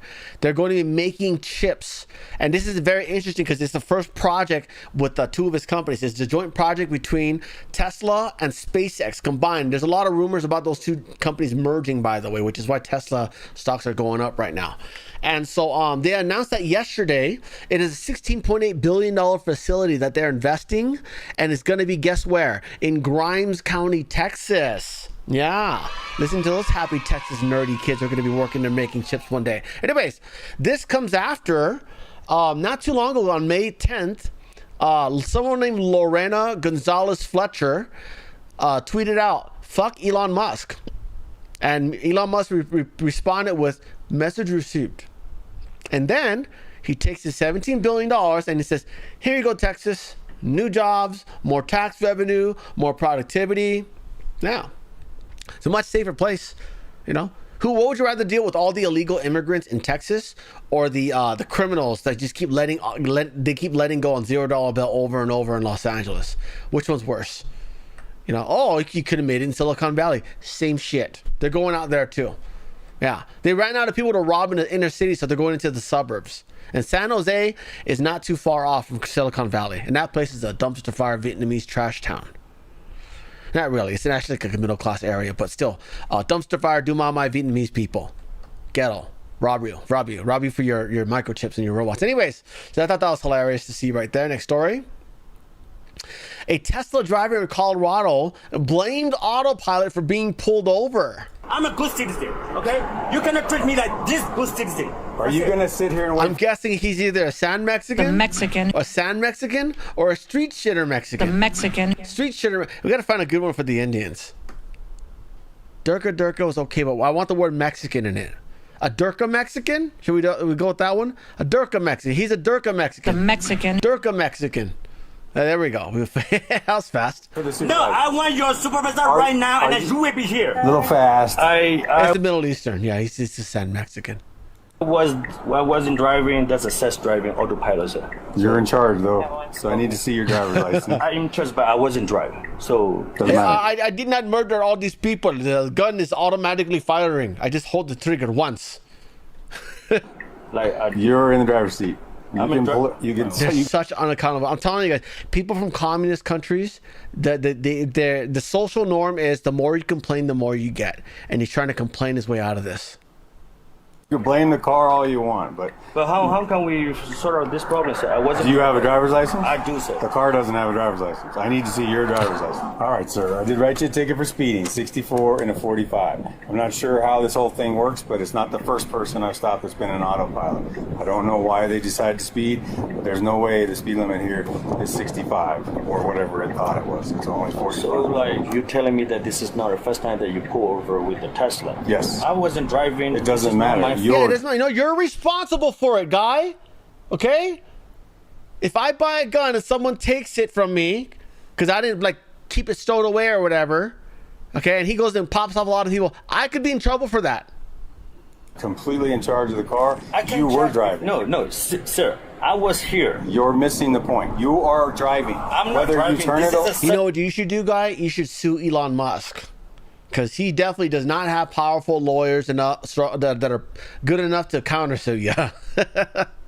He'll take everything you've got, guy. I was driving and I was sitting here. And he'll ban you from Twitter. I know firsthand. You turn it over to the car, doesn't matter.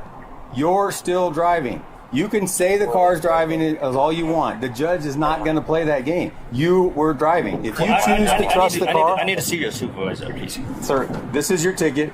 On the bottom is a complaint number. If you want to talk to my... I just want to speak with this. Well, this is your copy. Do you want your driver's license back? So you can't aggress me like that. Sir, do you want your driver's license? You can't aggressive me like that. I want to get my driver's license, but I need to speak for your supervisor. I'm a good citizen, okay? You cannot treat me like this good citizen. Are you going to sit here and wait for the supervisor? No, I want your supervisor right now, and you will be here. Because I went to I'm wait leaving. The freeway. I'm leaving. Goodbye. Oh, jeez. I don't think he took his driver's license back. Anyways. You cannot treat me like this. I'm a good citizen. You're not a good driver. You know, I'm a good citizen. I got 13 traffic citations. Hell, I like driving fast.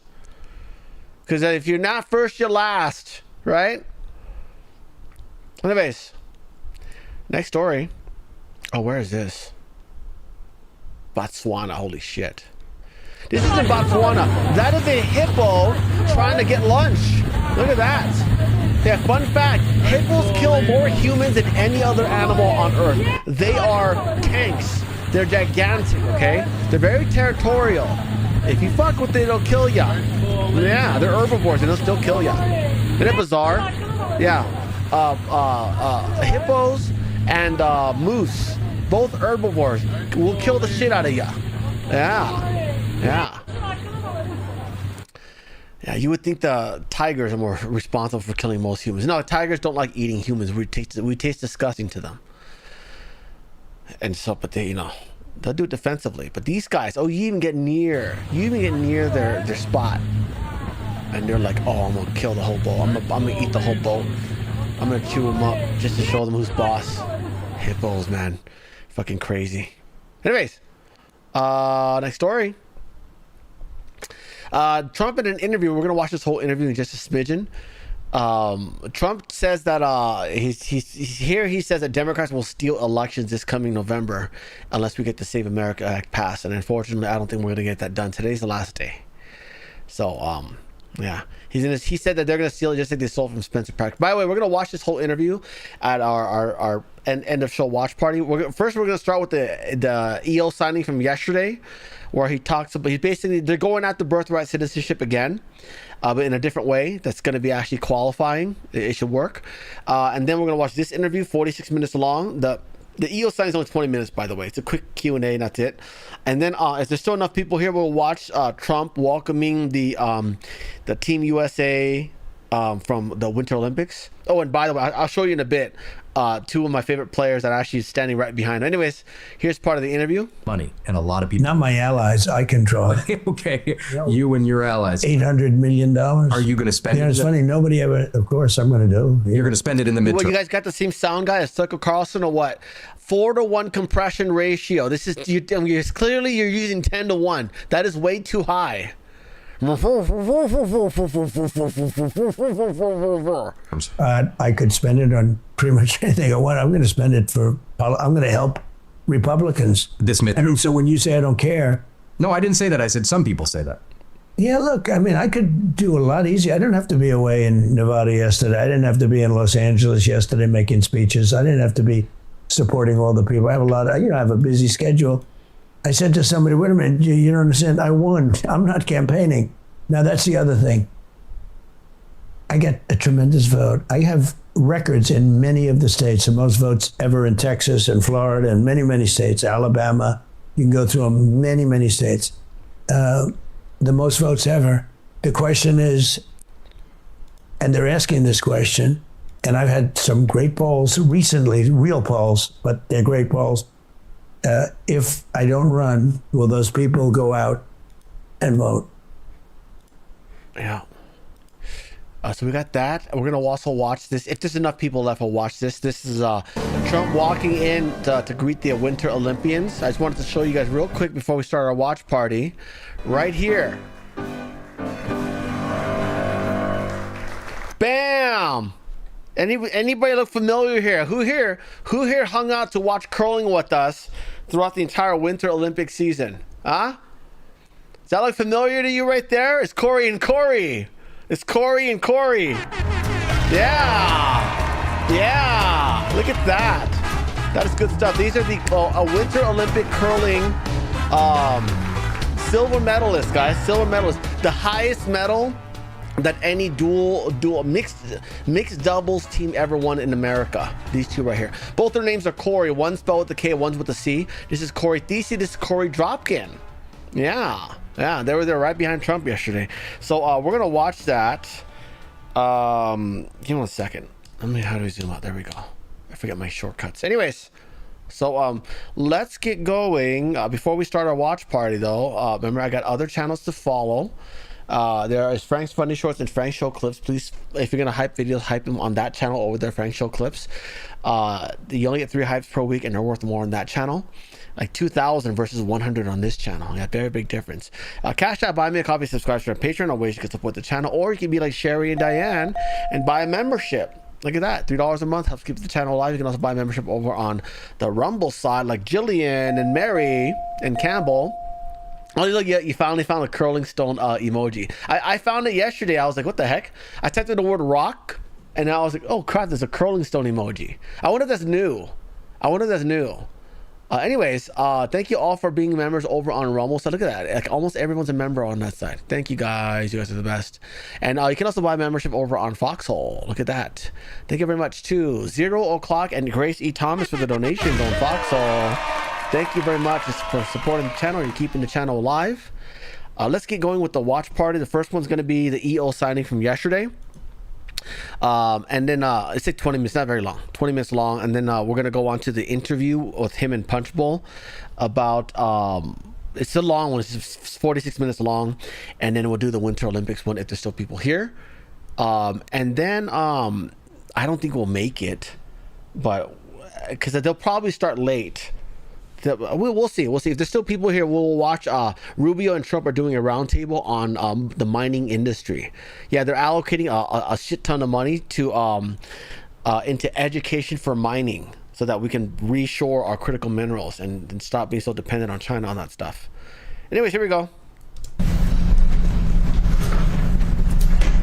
Okay, thank you very much. We have a few subjects that we're going to discuss. All important, but one in particular important, having to do with birthright citizenship. And Will, if you would, maybe you could we'll start it off with what Howard's going to be discussing. So a short while ago, sir, you signed an order relating to the polysilicon industry. This is a series of trade and tariff actions under Section 232 intended to ensure that domestic polysilicon manufacturing is properly supported and protected from overseas dumping and offshore threats. Howard can speak more to the details, but polysilicon is incredibly important in the chip-making industry and a number of other industries as well. And like many of your previous trade actions, sir, this is intended to ensure that we're onshoring manufacturing capacity, that we're onshoring our own supply of critical products, and that we're protecting American industry from malign foreign actors in that space. Thank you. So polysilicon is sort of the foundational product that makes silicon wafers that... Real quick, let me do one live read before we get started here. It will not be long. There we go. You probably notice Rumble isn't slowing down. More creators, more content, and a platform that's actually putting users and free speech first. And if you're watching here regularly, there's a way to upgrade your entire experience. Right now, Rumble's running a limited time summer sale on Rumble Premium, and it's the lowest price they've ever offered. With Premium, you get ad-free viewing across the platform, no pre-rolls, no interruptions, just the content you actually came for. Plus, you unlock exclusive content from top creators like Steve Crowder, Dr. Disrespect, and myself, special live events, and more you won't see anywhere else. Here's the deal. Normally Rumble Premium is $99 a year, but during this summer sale you can lock it in for just $69 per year for life. Not just 1 year, every year you stay subscribed, you keep that $69 rate. No promo code, no extra steps. Just go to rumble.com/premium and the summer sale price is already applied. That's rumble.com/premium to lock in the lowest price Rumble ever offered. Ad-free, exclusive content, and a price that never goes back up, but only if you grab it before the summer sale ends. All right, cool, here we go. Become the AI chips and the chips that are in our phones and everything. So the president's policies have brought 50% of production into America. But we need the foundational products made here. Otherwise, we're making the products here, but we need the supply chain here. So this will bring the supply chain here. We're setting prices so that the Chinese can't dump anymore, and we're setting tariffs to say build it here. We've got the industry here. It's too small, and it's going to explode under your leadership. And we're having massive numbers of, I guess you'd call them factories or plants built, having to do with the manufacturing of chips, more than we've ever had before. Intel, we're very proud of. They've done incredible. They've really been an incredible company. But we're doing some unbelievable business. Chips will have a big percentage of the chip business by the time I leave office, which could be a long time. Who knows? But it could also be fairly quick. They say 2.5 years. We're going to find out. But I just want to say that it's an honor to have worked with a very smart group of people, and we're bringing the chip business back into the United States in a very big way. Jameson, do you have anything to say about that? Sir, I think you need to put this in the context of everything else that's happening. Manufacturing productivity is the highest it's been in years. We haven't seen any growth like this for forever. Under President Biden, the last part of his presidency, he lost 220,000 manufacturing jobs. The president has stabilized this. Now the manufacturing jobs are going up. So all of these indicators on manufacturing are happening, and it's because of tariffs, it's because of trade actions, it's because of the investment credits you've given people, the tax credits, everything you're doing, the energy policy, all of it is bringing manufacturing back here, protecting American workers and American jobs. Well, tariffs are bringing us hundreds of billions of dollars worth of dollars. I mean, just money, the money that we've never seen anything like it, with no inflation. By the way, everyone said, oh, there'll be inflation. We have very low inflation. We brought inflation way down. I inherited the worst inflation in the history of our country. They say 48 years, but I say the history of our country, and from the Biden administration, and we're bringing it way down. So the numbers that I mean, beyond the money being brought in, the number of factories being built in our country is more now than we have ever seen before. There's never been anything like it. And you're going to see the results. And you're seeing the results already in construction jobs because they're being built all over the country. But in another year, as they start to open, there's never been, we call it the golden age of America, and that's what it is. Now, if we could talk, Steve, maybe you could discuss what we're dealing with on birthright citizenship. We had a very unfortunate decision in the Supreme Court concerning birthright. It was close, but a very, very unfortunate decision. So we're making adjustments because it's very unfair. This was done for a different reason. This was done right after the Civil War. This was for the babies of slaves. And what's happening now, people are building businesses around it. From wealthy people are building businesses around birthright citizenship. That's not the way it was supposed to work. It's a disgrace. They're buying their way in, and we're not going to let it happen. So, Steve, if you will, please. Yes, so today the President signed these two executive orders here relating to birthright citizenship and birth tourism. As the President mentioned, the 14th Amendment was passed exclusively in the aftermath of the Civil War to ensure that the children of slaves would be citizens.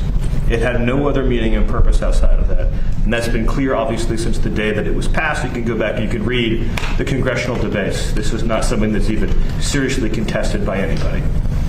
The President is using his authority as Commander-in-Chief to sign first an executive order using the new ruling the Supreme Court issued to expand the definitions of people who are ineligible for birthright citizenship.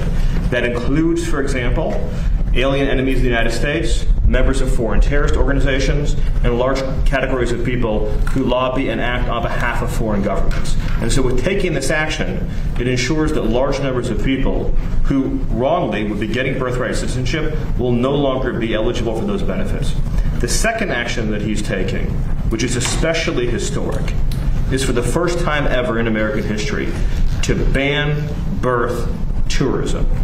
So I want you to really let that sink in. This has been something that people have talked about not only for years, but for decades. The idea that people come here pretending to be a tourist, pretending to be a visitor, saying they want to go to Disneyland, they want to go visit a monument or go to a national park, but the real reason they're here is to have a child, to make that child an automatic citizen, leave our country, and then have a U.S. citizen child. It gives them access under this broken system to welfare benefits, ultimately to the voting booth, and all the other rights and privileges that belong solely to Americans. So that practice of birth tourism is, as of the signing of this order, hereby banned. And what that means is that no one in the world is any more allowed to obtain a visa for this fraudulent purpose. It is probably, and President Trump has done many historic things on immigration, too many to list now, sealed the southern border shut, record deportations, record integrity, stopping foreign terrorist entry, record reduction in drug seizures, dismantling criminal cartels, dismantling the gangs, right? Everything he's done that has been so unprecedented. I would put this in the top 3 in terms of importance because it ends what has been one of the gravest and most egregious abuses of the American system, and it keeps American citizenship sacred. Thank you. Okay. Mr. President? Big stuff. That's a big deal. Thank you. On the birth tourism executive order, what are the plans for enforcement in terms of cracking down on birth tourism hotels as common in parts of California? Very big crackdowns, and this will give us the right to do it in a much more forceful manner. But they've taken birthright citizenship and they've made a joke out of it.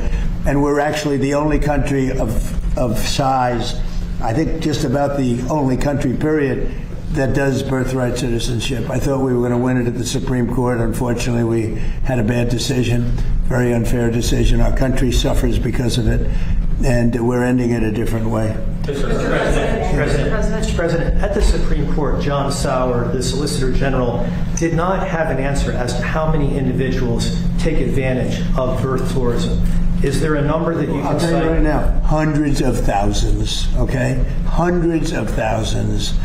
You have one man came in with a family, said he had 56 children. Another one came in, they said they had 98 children. This was not what it was for. This was meant for the babies of slaves. It was right after 1 week or 2 weeks after the Civil War ended. This wasn't for wealthy multi-millionaires, billionaires coming in and bringing 15, 20, 30 children along with them. It's become a big business, and we're ending that business, please. What makes you confident, Mr. President, that this will pass constitutional muster? I think it will. I think, in fact, I asked a very talented person named Will Scharf, who's standing right behind me. And do you want to discuss that, Will? You felt pretty strongly about it. The law is absolutely clear. What we're talking about, as Stephen said, with respect to birth tourism, something that used to happen incidentally, where somebody who happened to be on vacation here went into labor early and had a baby. This was sort of a relatively small problem. What we've seen in recent years, though, is organized rings, at times criminal rings, setting up a system whereby tens, hundreds, thousands, tens of thousands of people can come to this country in an organized fashion and give birth here purely for the sake of obtaining birthright citizenship. This order takes a number of different actions intended to combat those sorts of organized practices. We look very heavily at denying visas to people that we have reason to believe are coming here for that purpose. Visas both for putative parents, but also for the people organizing these rings. There's also obviously a law enforcement component. We'll have a full fact sheet released on this soon, but what we're doing is taking legally validated means that are clearly within our disposal and targeting them square on to this birth tourism industry. There's absolutely nothing in here that runs afoul of any of the Supreme Court's opinions on the subject. This is frankly, it's action that's overdue, and I'm thankful that President Trump is finally taking decisive action to combat this issue of birth tourism now that it's been queued up in the way that it has as a result of the Supreme Court's opinion. This should have been done a long time ago. This should have happened years ago, but we're taking care of it now, please. Amy, can you help us understand how you distinguish between a tourist and a birth tourist? Well, I'll let you discuss it, please. Yes, happy to. And so, by the way, that's an excellent presentation. Thank you, Stephen. For those of you who want to do your research on this, Section 215A of the Immigration and Nationality Act gives the president this authority. 215A of the Immigration and Nationality Act. Very rarely used, probably one of the strongest laws in the entire federal code, gives him this power. And that's not the only, but it's the main statutory authority that's being used in this order. So birth tourism is by definition a fraud on the American system, on the American taxpayer, on the American visa. If you're coming here, and again, your stated purpose is that you're a tourist, then by definition, you are here to come for a few weeks, look at what we have, engage in commerce, and leave. So if you're telling a consular officer you're here as a tourist, but your true purpose and intent is to go to a baby mill, give birth, and try to mint an American citizen while you're here, then you're committing a fraud against the American government. And by definition, that visa can and should and will be now denied. Mr. President, there is a report that you told donors that they need to get J.D. Vance elected in 2028. Is that your official endorsement? No, it's. I heard about it a little while ago. I think he's great, but we're way too early to even be thinking about that. Okay? And Mr. President, Republicans are arguing a lot right now about affordability. What is your message on affordability going into the midterms? Well, that's a good question, but it's sort of simple to answer. I inherited the highest prices ever.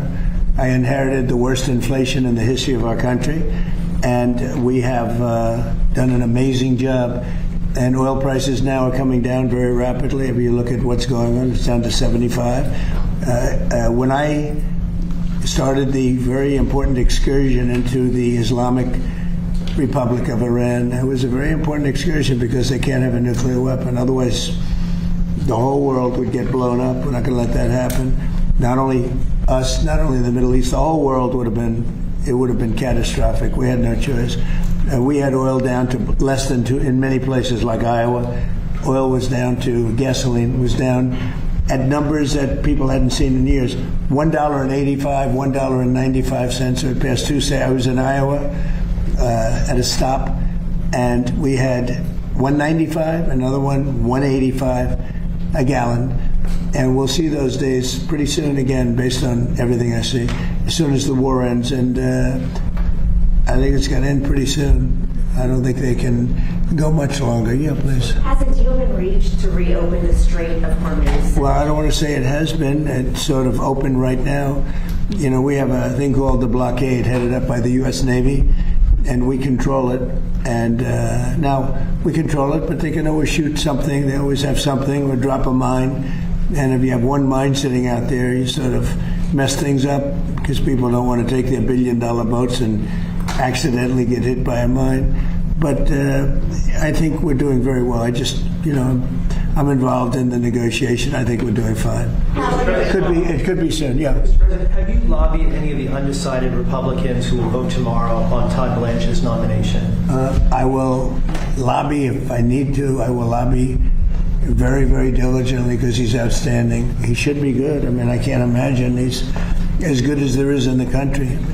People have such unbelievable respect for Todd Blanche, so hopefully that won't be necessary. I spoke to some people, I did, but hopefully it'll all work out very well for the country because you're not going to find better than Todd Blanche. Will you reach out to Senator Murkowski, Senator Cassidy, for instance? Let's see if we need anybody. I'll reach out to whoever I have to, but anybody voting against him would be doing a great disservice to the country, please. Mr. President, the deadline for Representative Max Miller to withdraw from his race is coming up next week. Yeah. Do you believe he should withdraw at this point? Well, I'm not going to get involved in that. It's a very sad situation, and I know Max very well, but it's very, very sad that a situation like that takes place. Yeah. Do you think the DOJ should prosecute Dr. Fauci?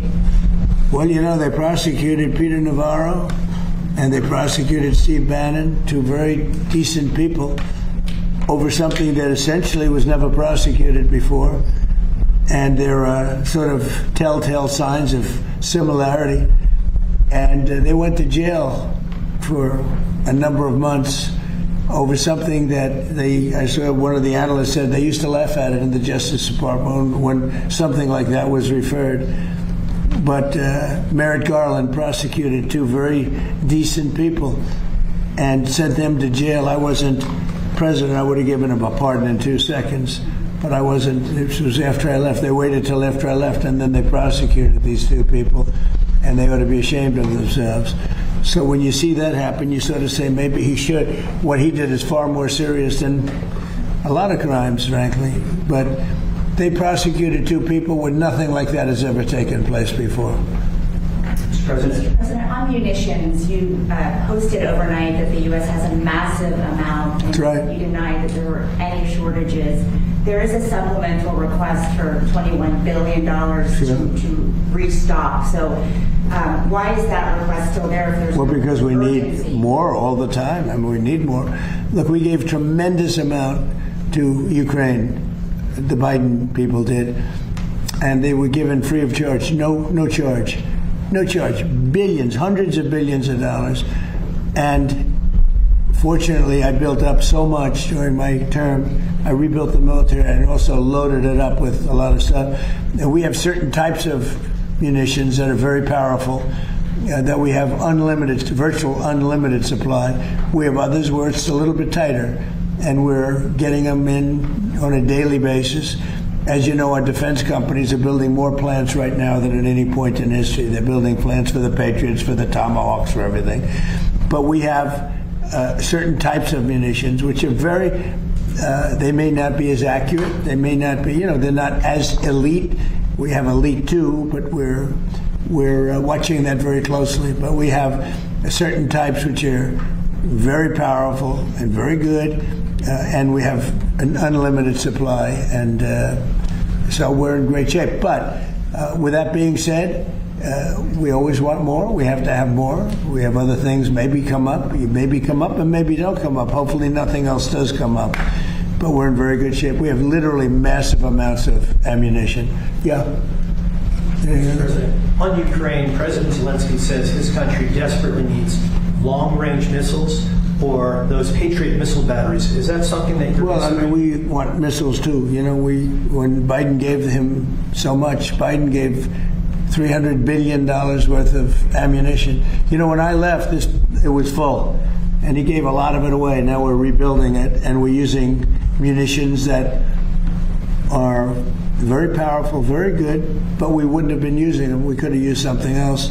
But these are a little bit older type, equally as effective, and it's things that we have so much of. Plus, we have supplies of munitions all over the world that if we ever needed them, we'd take that. We're supplied all over the world, but we're in very, very good shape. Russia seems to have increased their attacks on civilian areas. Yeah, I know. That must be a concern. Well, look, we're not involved from the standpoint we're separated by an ocean, but I hate to see 25,000 young people a month get killed, and that's what's happening. Between Russia and Ukraine, they're losing on average 25,000, mostly soldiers, a month. And, we're working on it, and I think we're making progress, but it's a violent, very violent war. There's a lot of hatred in that war, a lot of hatred between the two leaders. I settled 8 wars. I thought this would be maybe one of the easier ones, and it turned out to be the most difficult. But progress is being made. Thank you very much, everybody. Thank you. Thank you very much. The people harshing me, I'm harshing them. It's part of the world. You cover it very well. You cover specifically Congress. You see a strange group of people. At the end of the week, Washington empties out fast. Lawmakers, staffers, they're all heading home. But not before they stop here.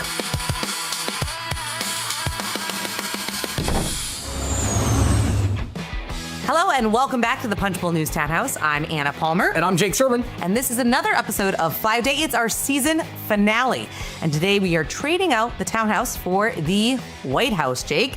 We have an exclusive interview with President Donald J. Trump. The timing is notable. We're less than 100 days to the midterms, and the Senate is trying to pick up the pace on some last-minute legislation ahead of August recess. Jake, talk a little bit about what your read is after your conversation with the president today. Yeah.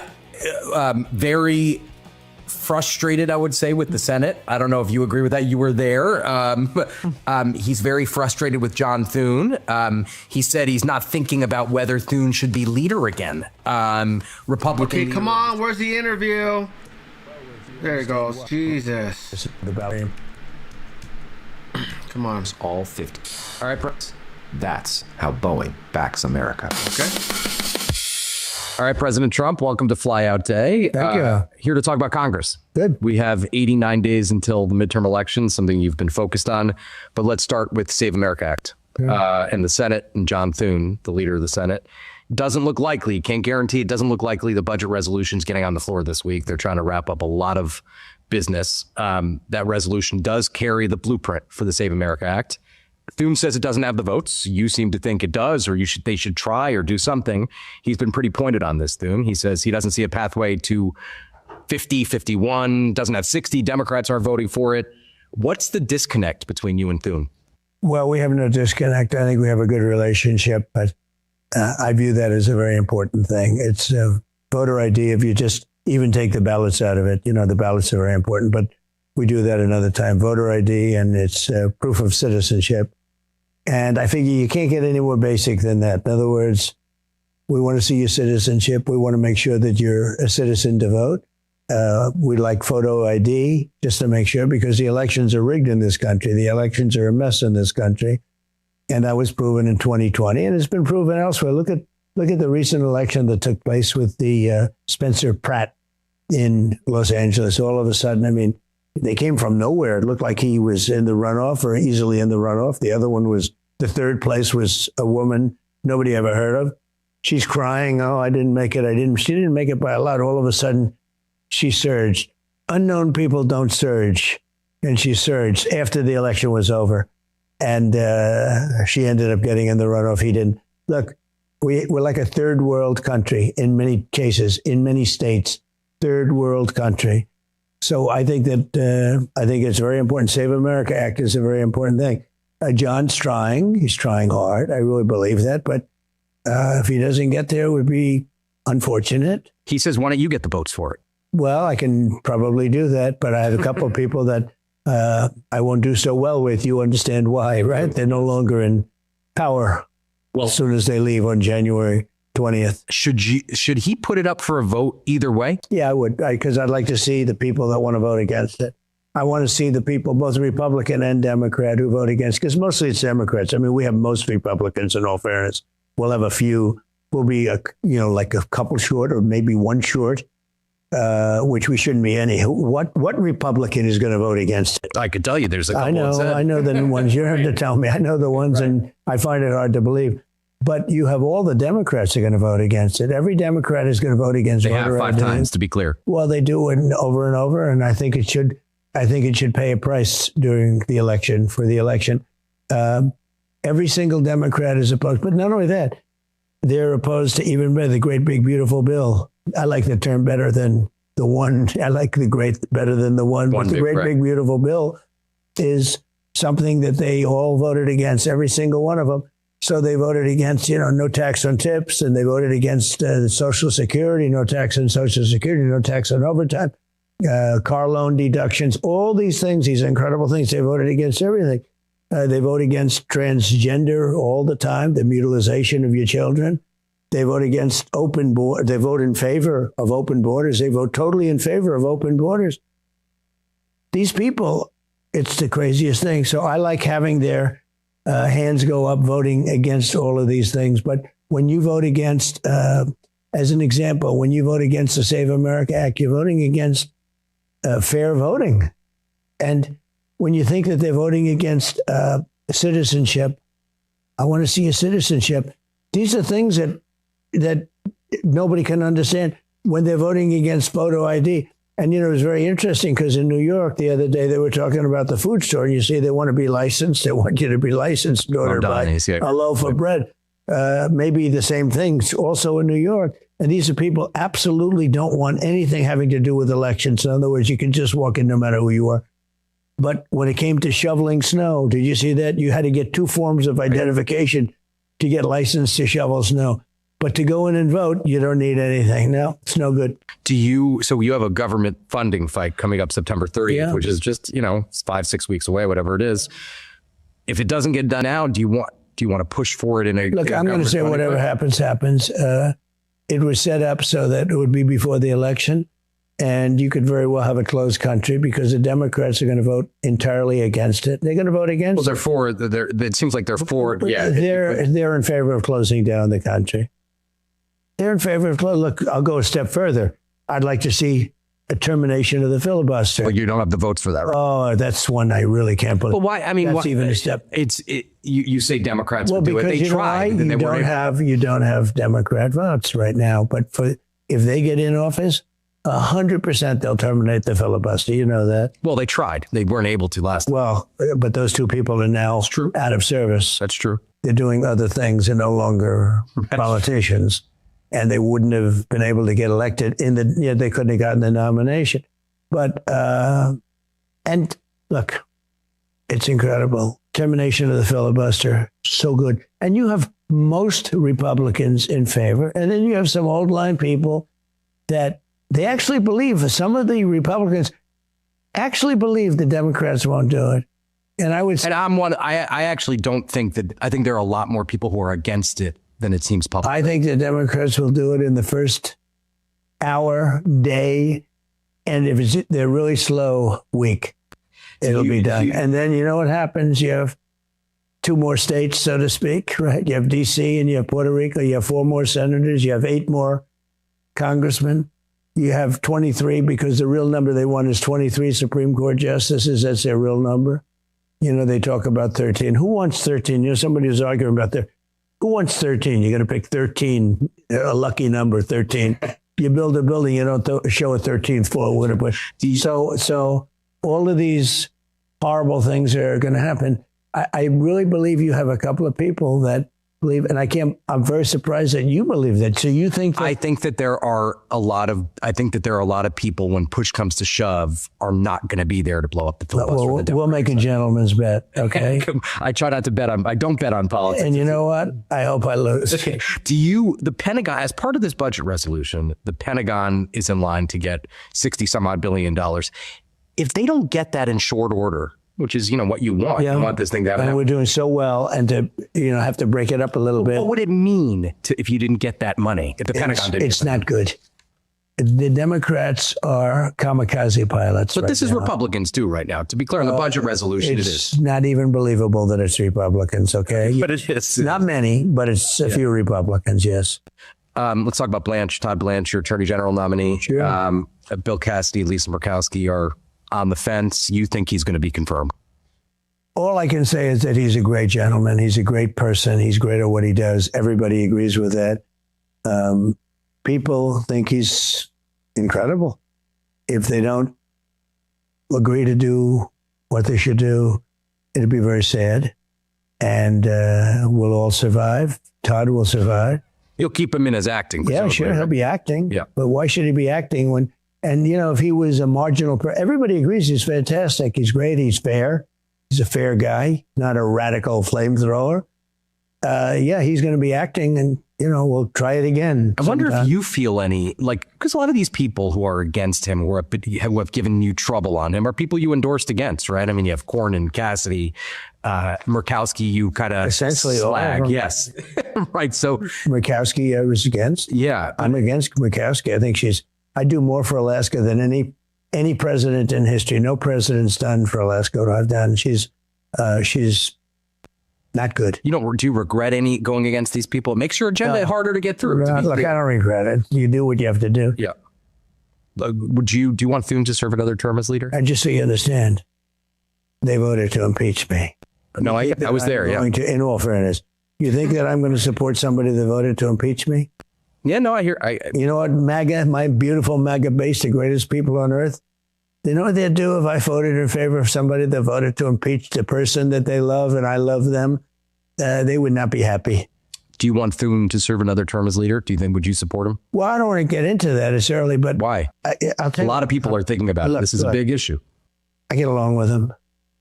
It's unfortunate that he doesn't have the vote. But do you actually get along with him? I do. But you clearly disagree. I mean, you have big disagreements. I do have disagreements. I believe strongly in terminating the filibuster. And by the way, getting Save America Act approved immediately, and about 400 other things in every hour of every day. Boom, boom, boom. You get whatever you want. You'd get. Democrats would do it too, though, right? They'd get. Well, they're going to do that. They're going to do that. If they get in, they're going to do it very quickly. I mean, you're wrong on that one.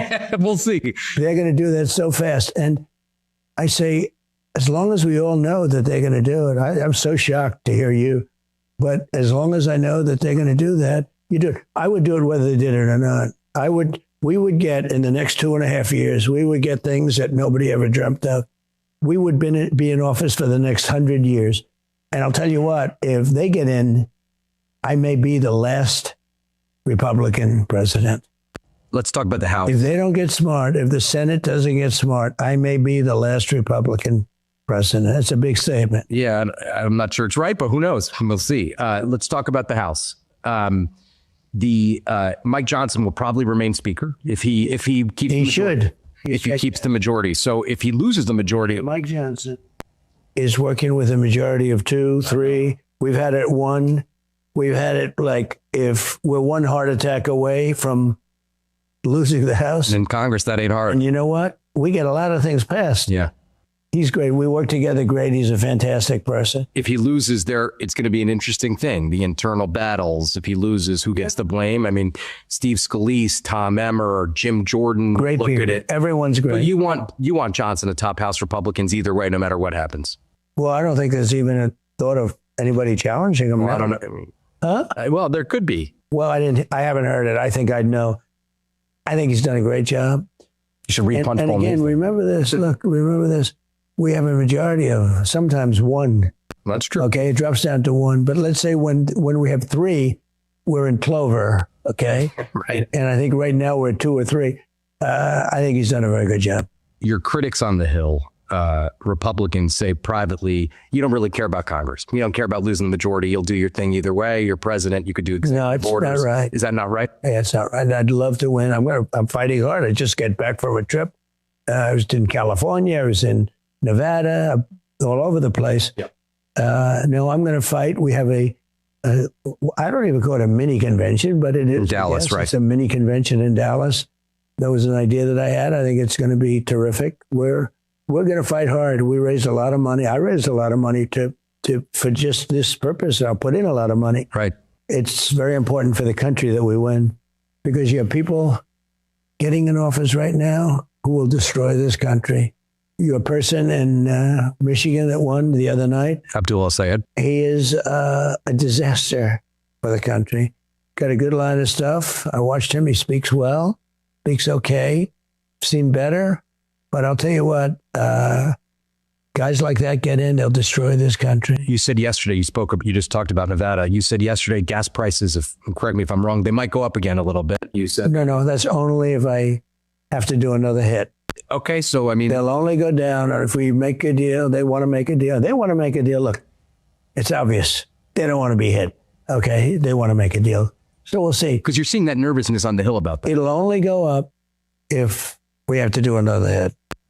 Johnson has said in the past, if Republicans lose the House, it'll be the end of the Trump presidency to some degree. Yeah, to some degree. Still have great blocking power, so they won't be able to do anything. In other words, they won't be able to veto, right? No, I have great block. I'm a great blocker, and they'll be putting horrible communistic type things in front of me, and I'll be just saying no, no, no. But I'd rather be a positive force than a negative force. You've acknowledged a bunch of times that, it's tough for the party in power to keep the House majority. It's a difficult thing, right? It only happened. It amazes me, actually. So I've done a lot. I mean, I am very consequential. You look at the great, big, beautiful, you look at all of the things that we've done. You could make the case that nobody's done so much in a year and a half. Why are they down on the generic ballot? What do you think? Well, let me just say it, and this is what nobody understands. Nobody understands it. The president in power, Republican or Democrat, as I call it, the president in power always loses. It's the craziest thing. 2 times. 96 and 02. They were a little unusual time. Yes, they were. There's a psychology down deep that nobody can explain. Well, people want to check on power, I think. Well, right? They maybe want to check on power, but when you have somebody doing I did the greatest tax cuts, best tax cuts, biggest tax cuts. You look at no tax on tips, no tax on Social Security, no tax on overtime, the deductions for buying cars and all the things. We have more money being invested in the United States now than at any time in history. I rebuilt the military. I mean, the things I've done. So even if you did a great job as president, they seem to lose. That's the only thing that I have going against us. For some reason, if the president, whoever is Democrat or Republican, loses on the midterms. And by the way, that's over the last 100 years. Yes, it's not 50, it's 100 years. How do you handicap it now, House and Senate? I think we're going to win, but I look at, I'll be honest, I look at this, not everybody was a bad president. We've had good presidents, and even good presidents, they tend to lose the midterm. So I don't know what that is. Other than that, I'd say we should win easily. Now, I think they're hurting themselves because we don't want communists in our country. You got a lot of bad candidates on the other side. And it's one thing to win in a radical left area, an area that tends to be very much on the Democrats' side. But I don't think you can win on a general election with that. I just don't think the people are ready for it. I don't think they'll ever be ready for it. Do you, MAGA Inc., the super PAC that your allies control, has a lot of money and a lot of people? Not my allies. I control. Okay. You and your allies. $800 million. Are you going to spend it? It's funny. Nobody ever, of course, I'm going to do. You're going to spend it in the midterms. I could spend it on pretty much anything I want. I'm going to spend it I'm going to help Republicans. So when you say I don't care. No, I didn't say that. I said some people say that. Yeah, look, I mean, I could do a lot easier. I didn't have to be away in Nevada yesterday. I didn't have to be in Los Angeles yesterday making speeches. I didn't have to be supporting all the people. I have I have a busy schedule. I said to somebody, wait a minute, you don't understand. I won. I'm not campaigning. Now, that's the other thing. I get a tremendous vote. I have records in many of the states, the most votes ever in Texas and Florida and many, many states, Alabama. You can go through them, many, many states. The most votes ever. The question is, and they're asking this question, and I've had some great polls recently, real polls, but they're great polls. If I don't run, will those people go out and vote? And that's the one thing I can't tell. I'm going to ask them to, but I'm just watching guys like you, and you're very talented people. The question is, will they vote? Because a lot of them are very angry at Republicans, to be honest with you. Why is that? I don't know. I mean, they're angry at Republicans, but they're not angry at me. Interesting thing. Why? They're not angry at me, but they are angry at Republicans. Everyone's always angry. And there are some areas that are basically Democrat, but they're Trump, like Pennsylvania. I win Pennsylvania easily. I win other places easily. Look, I won Michigan easily. I did well with Michigan. I did well with almost everything. To be honest, I did well with everything. But it's a good point, Mike. Now the question is, Rogers lost when you were on the ballot. Yeah. And now he's up again. Well, he lost when I'm on the ballot, and I won big in Michigan. But I happen to think he won. Okay. Well, that's no. I think it was a rigged deal. I think they rigged him out of it. But he's a very good candidate. I think he should do well. If we believe in polls, I actually sort of believe in polls. Polls but were terrible in the Democratic primary. They were terrible in that primary. But if we believe in the poll a little bit, let's give it a little credit. They say he does better against Abdullah. It's Abdul, but it's the actual name is Abdullah, and then it's much longer than that. Right. But if you believe in the polls, he does better against Abdullah than he did against the young congresswoman. Yeah. Should Kevin Warsh, your Fed chair, avoid a rate hike before the election? Well, it's up to him a little bit, but not completely. He's got a board that's very political. Right. The United States should pay the lowest interest rate in the entire world. So you think that he shouldn't hike rates before the election? It's not totally up to him. It's up to a board. I think he's great. I won't be criticizing him, but I've said many times, in the old days, 20, 25 years ago, call it the old days, if you announced good numbers, the interest rates went down because you were a better credit. Right. Makes sense, right? Now it's all bakakt. Now it's all a different thing. If you announce great numbers, everybody's depressed because we have great numbers. They think what you're going to do is raise interest rates. But in the old days, when you announced great numbers, interest rates went down. So I want to go back to those days. We make many countries, elite countries, take a look at Switzerland. We have a $39 billion deficit. I can wipe out that deficit in one stroke of the pen, and they're no longer an elite country. Yet they pay 0.5% interest. They're the lowest ones. And all I have to do is say, I don't want any of your watches, I don't want any of your goods. And we save ourselves $39, $40, $41 billion, and they go from being elite to being very troubled. Fortunately, I'm a nice person, okay? But just so you understand, they're paying 0.5 point. We're paying much more than that. In the old days, we were also the lowest interest rate.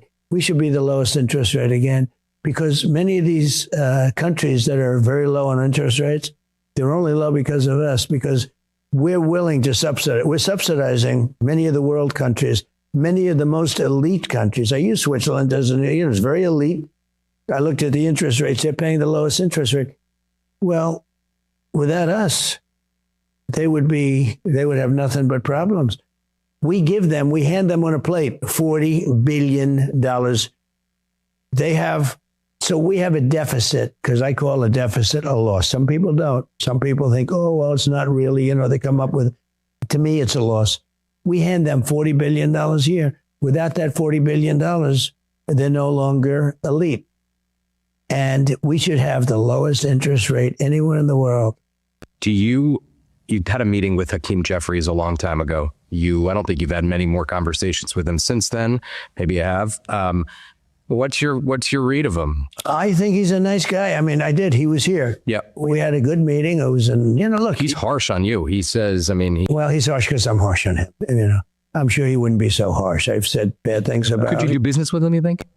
Yeah, I think so. Look, the people harsh on me, I'm harsh on them. It's part of the world. You cover it very well. You cover specifically Congress. You see a strange group of people. But I'd probably get along with them very well. I met him essentially once. Yep. I think I'd probably get along with him very well. Just a couple more questions on policy. AI, big issue that Congress has had is basically nowhere on, and they can't get their act together on AI. Well, in one way that's good, in one way yeah, you could argue it either way. But what do you think of want to regulate them out of business? What do you think of the big question that we have all the time is what is going to be the political impact of data centers? I mean, I know you've taken action. Congress is going to try to take action. It's going to be in the next 10 years a big political issue. So the way you look at AI, whoever wins AI just wins. It's that big. It's bigger than the internet by many times. It's going to be bigger than anybody ever thought possible. Not even imaginable how big. I saw Texas the other day sort of is against data centers. I think it's a mistake. And I'm not taking positions, I just think it's a mistake because there are other communities that want it. When a community wants it, it means a lot of money is going to come into that community. Unsightly, potentially. Well, I don't think they're unsightly. I mean, I'm looking at some of these data centers, the most incredible buildings I've ever seen. They go for 2.5, 3 miles. They're 3 miles by 3 miles. They're necessary for the technology. Well, but I think they are tremendously important for the economics. I mean, this is for Texas to say no to data centers is a mistake in the sense that it could be bigger than oil. I mean, data centers could be bigger than oil. You have the Texas oil, and there are a lot of communities that want them. But more importantly, and bad for us, there are a lot of countries that want them. And if we turn off on data centers, or we turn off on AI, we are leading, because of me, we're leading AI. Remember this, I came up with an idea that was a great idea. Nobody thought it was serious. They didn't even believe it. They didn't even put in plans with it. I said, when you build your data center, I'm going to let you build your own electric source as your electric generating source. They said, well, that's too good to be true. They didn't believe me. It took them a month to realize I was serious, and I'm going to get you fast approvals. Lee Zeldin is great. And now, when they build a plant, they're becoming like a utility, a public utility. So they're building a big portion of the building is now their own generator. So we're not taking that from the public. We're not taking it from the grid. And then at a very cheap price, and maybe for nothing, they're taking their excess electricity, which will be a lot, and they're putting it back into the grid. Now, if I didn't do that, we wouldn't have one building being built in this country, because we have an old grid that's tired, it's exhausted. And these things, the one thing they need a lot of electricity. The word is electricity. They need more electricity than the entire nation uses for everything. Think of it. If you took your electricity output for everything, they need more than that number. And sometimes people would say twice that number. It's hard to believe. It's unbelievable. But they're building their own plants. They're not going to be taking it from the grid, and they're going to be actually giving it back. And very importantly, those communities are going to make a fortune where they have the new data centers going. So if I were a governor, I would want data centers so badly. I'll cut taxes. I mean, taxes are going to go way down, because this is a tremendous source of income. 2 more quick questions. And we can't let China beat us at this. You know, a lot of people think that the campaign that's being put on is being paid for by China. A lot of people do. And we have President Xi coming here in a couple of weeks, and we're going to have a great time. But I'm going to talk to him about it. But I don't blame him. You know, we do things and they do things. But a lot of people think that because they are losing to us in AI. One of the things that Congress is wrestling with now is crypto. A big crypto bill is on the agenda. Democrats want to impose ethics restrictions and limit your ability to conduct your family's ability to conduct crypto business while you're in office. How do you feel about that? Well, I'll tell you, it's very interesting because Nancy Pelosi, nobody ever did that with her. And I believe crypto is very important because if we don't have it, China's going to have it. They all want it. Okay. And we've done a great job on it. We've done. Biden all of a sudden at the end became very strong for it because he saw I was getting all of the business. I did it for a lot of reasons. One of them was politics. There were a lot of people, like they say 100 million people worldwide and a lot of people. Right. And then Biden saw what was happening. I was killing them. And he all of a sudden loved crypto. But I do it very simply because we can't let China have it or Japan have it. Other countries really want it and we dominate in it. So to me, it's very important. But they want to do a bill. And in the bill, they want me to be different than everybody else. So you're against that, it would sound like. Well, I don't mind putting it in a blind trust. I don't run my stuff anyway. I let my kids run it. And I never talk to them about things. If they want to go into, they're not involved in government. I don't talk to them about government. I don't talk to them about much other than to say, I love you kids. They're good kids. But we don't want to see China take over crypto. I don't want to see China win with AI and crypto. Crypto is a big deal. I mean, I see it more and more where people are paying with Bitcoin and they don't even know about cash anymore. That takes a lot of pressure off our dollar. It's a good thing for our country. But if China took over crypto, which they would love to do, or if China took over AI, which they would really, so we are leading with AI on China. Nobody thought that was possible. The reason was energy, because he can create, he's an amazing guy. China can create unbelievable amounts of energy. And they use coal and they use oil and gas and they use, they make a lot of windmills, but they don't use too many windmills because they're smart, because wind is a disaster. I don't understand your obsession with that, but you know what my obsession is? I want the country to be successful. We subsidize all of this wind. You shouldn't have to subsidize energy, number one. But wind is a very expensive form of energy. Some Republicans are against you on that too, but that's because they don't understand business. Last question for you. If Democrats do take over the House, it's just going to be investigation mania. They're going to do oversight. They could impeach you again. I mean, do you think they will? Well, a lot of people are saying I'm one of the greatest presidents ever. They're not saying that, though. But they know, they see the results. Look, we have right now more money being invested in the United States than at any time in history, more money than any country has ever had being invested. We're at numbers that we're building more factories, plants, and I'm not just talking about AI, yes, but auto plants of all kinds. Toyota just announced they're coming in with the largest plant anywhere in the world. They're leaving Mexico. They're leaving Canada. People are leaving. The car companies are leaving Germany. They're leaving Japan. They're all coming here because of tariffs, because of my very smart use of tariffs, because But will they impeach you, do you think?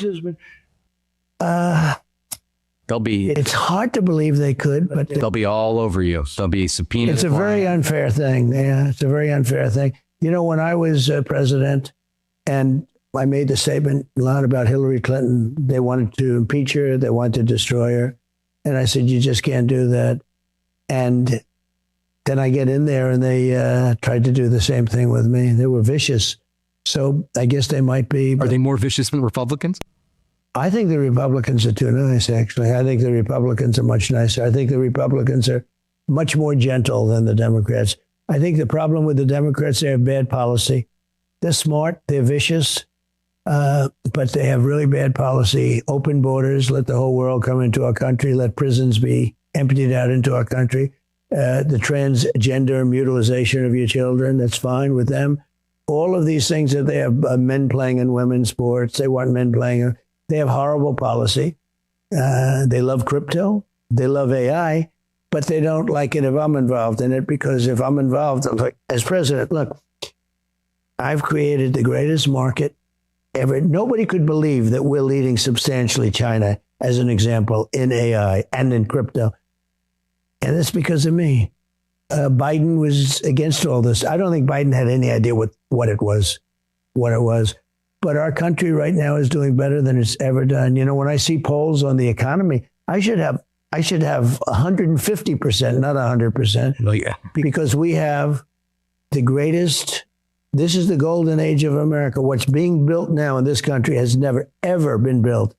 And we are literally in the golden age of America. And I think people are starting. I actually think people are starting. We'll see. 89 days. We'll see if they. It's going to be very exciting. Thank you, Mr. President. Thank you very much. Presented by Boeing. As America celebrates its 250th anniversary, Boeing. All right, this is the Winter Olympics thing.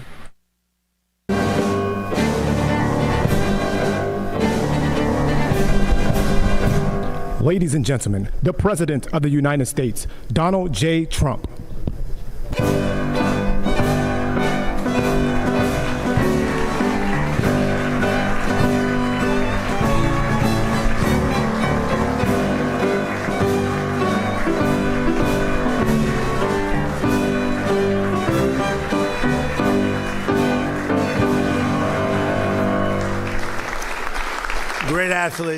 Great athletes. Thank you very much. It's a real honor to be with stars. I like being with stars. I like being with winners. You're winners like nobody. Thank you very much. Fantastic. It's fantastic. Today we're truly honored to welcome to the White House perhaps the greatest group of Winter Olympians in American history.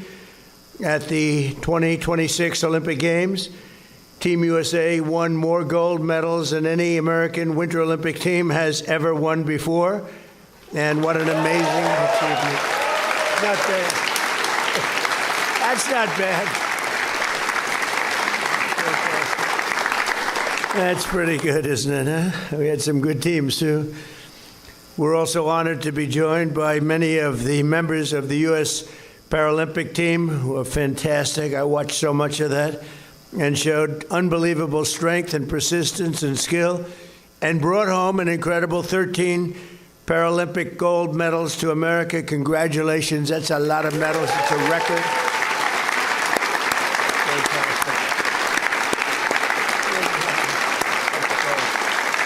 That's a record.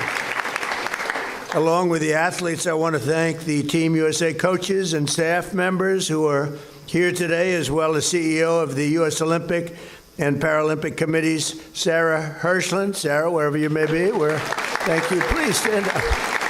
Great. Thank you, Sarah. Thank you very much. Treasurer of the United States, well, and this is a very good friend of mine. Where's Brandon? Brandon Beach. That's a good position. Treasurer. Think of that, Treasurer of the United States of America. That's good. He controls a lot of money. And the Director of the United States Mint, Paul Hollis. Thank you, Paul. Thank you. Great job. So last February, these incredible Olympians traveled to northern Italy, and they returned home to America wearing 9 bronze medals, 12 silver medals, and a record 12 Winter Olympic goals. Nothing like that. That was the all-time record. These men and women sacrifice years of their lives and countless early mornings to be the best in the world. That's right. I guess you get up early in the morning, don't you? I remember those days, but I didn't do it as well as you. Not quite. It's really something, and they were early mornings, and they did it for the highest privilege in all of sports, wearing the red, white, and blue while representing those 3 proud letters on their uniform. It's called USA, and that's what you do.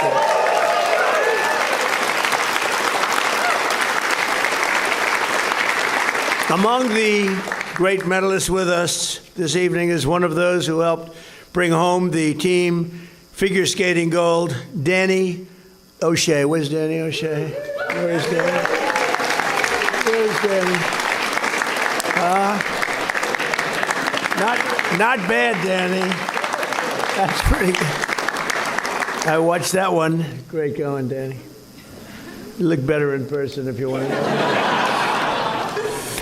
When it mattered most, Danny skated the best he has ever skated. Would you say that was the best you've ever? The best. You're never going to do it again. Are you going to do it again? You'll do it again. Do it again. That's great. but he said it was the best he ever skated, and other people too in his entire life, and his performance helped the U.S. edge out Japan, who's a very great team, in the team event by a single point, 69-68. And I want to just say again, because I watched that, Danny, well done, and the whole team, well done. That's incredible. That's incredible. That's great. Also with us is the single most decorated American Olympian from the 2026 Games, speed skater Jordan Stolz. And I watched that one too. Strong legs, very strong legs. I said, how do I get my legs to look like that? I don't have any time to work like that. But you were amazing. And historic victories. Jordan broke the Olympic record in the men's 500-meter, 1,000-meter speed skating, winning double gold medals. In addition, Jordan brought home the silver in the 1,500-meter competition, and he just did a great job. Everybody's still talking about it. So, Jordan, where are you, Jordan?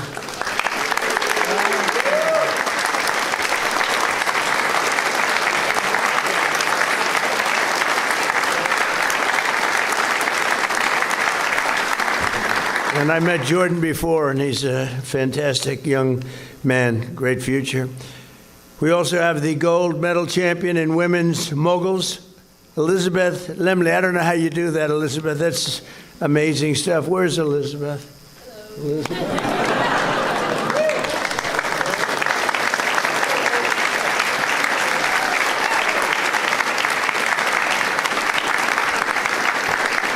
Along with gold medal winning mixed aerial freestyle skiing team consisting of Christopher Lillis, Connor Curran, and Kayla Kuhn. Thank you very much. Wow. Where are you?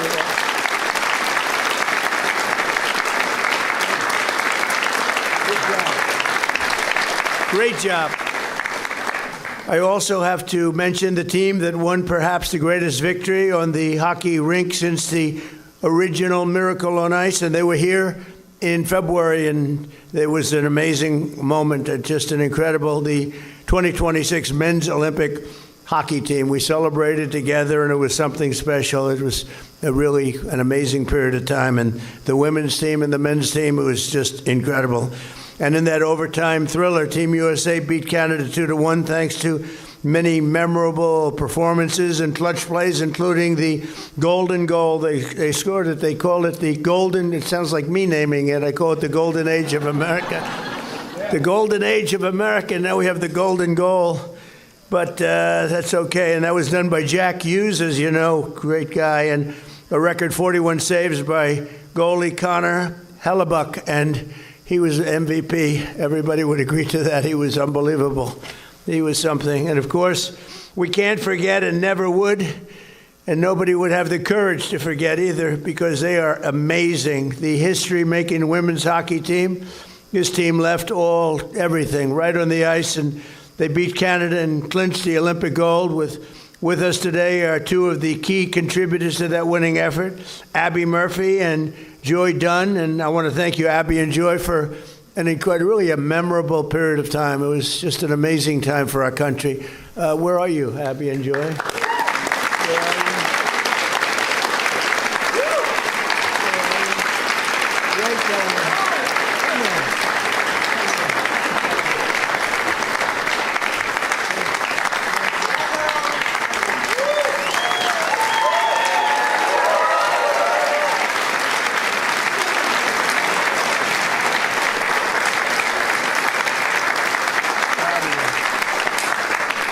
That was really something, but never before in history have both of our men's and women's hockey teams won gold in a single season.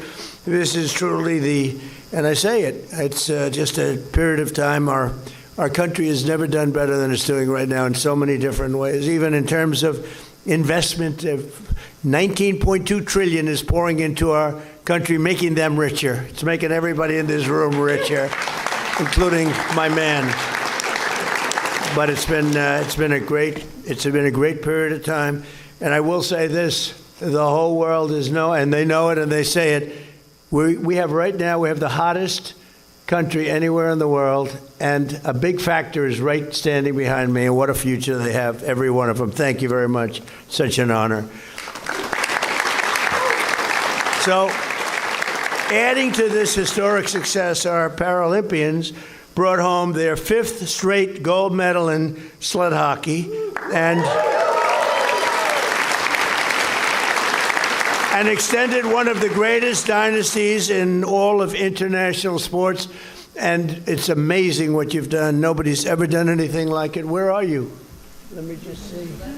Congratulations, huh?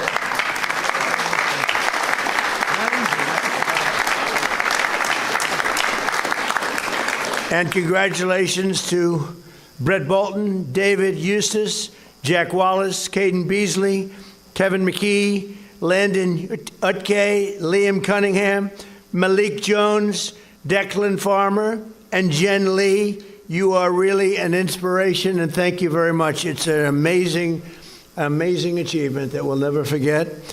And it was a record. There's something nice about record performances. It was a record. It's one of the highest pleasures of the presidency to be able to support our nation's best athletes, and that's what they are, and celebrate the champions of Team USA. Under the Trump administration, we're doing everything we can to protect the cherished sporting traditions that have long been part of our nation from the beginning, right from the beginning.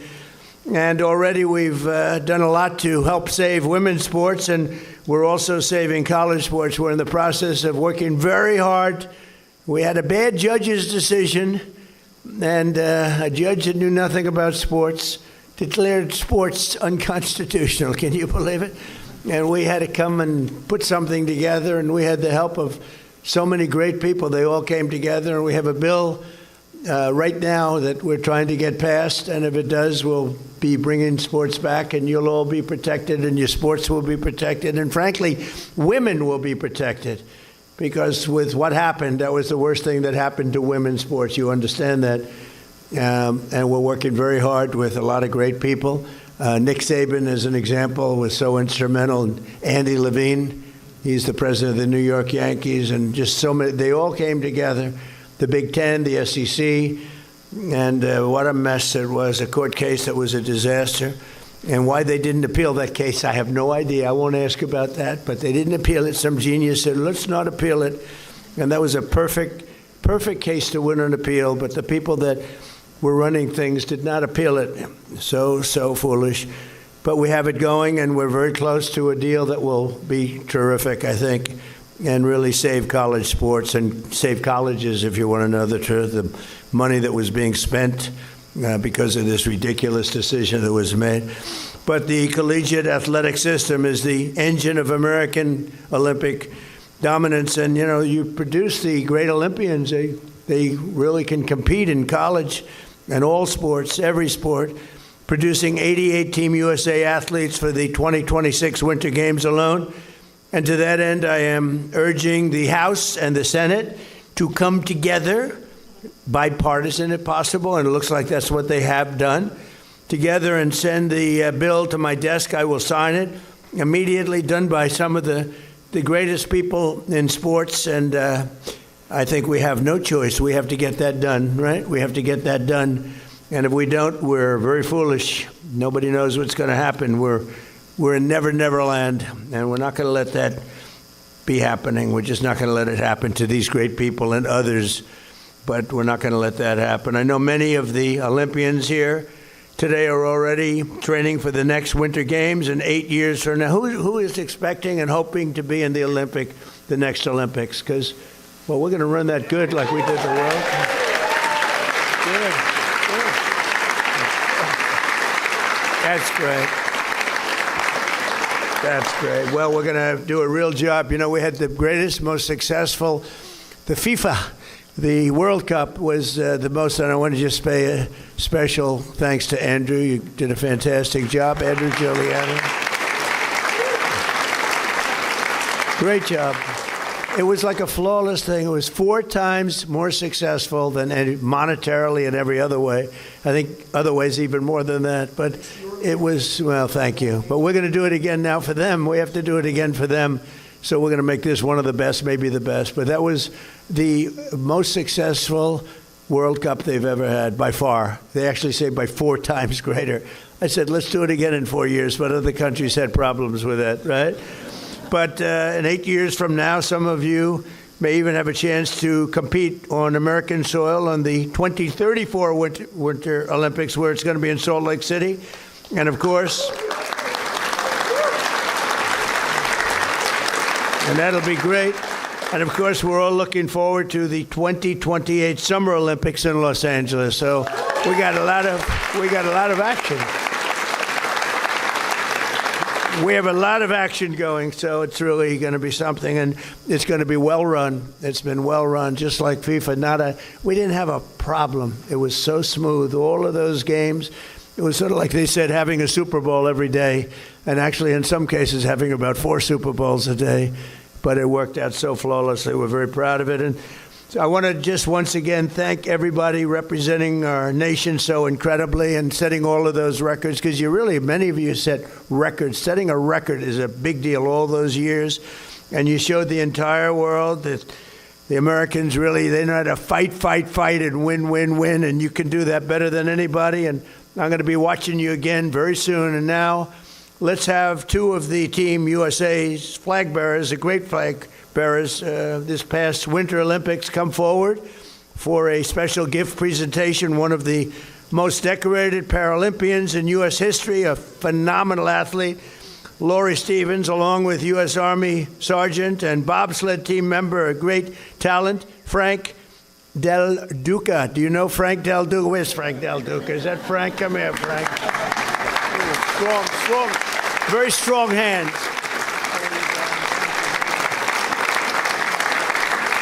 Great. Would you like to say something, please? Mr. President, my name is Frank Del Duca, and I'm joined here with my teammate, 6-time Paralympian Lori Stevens.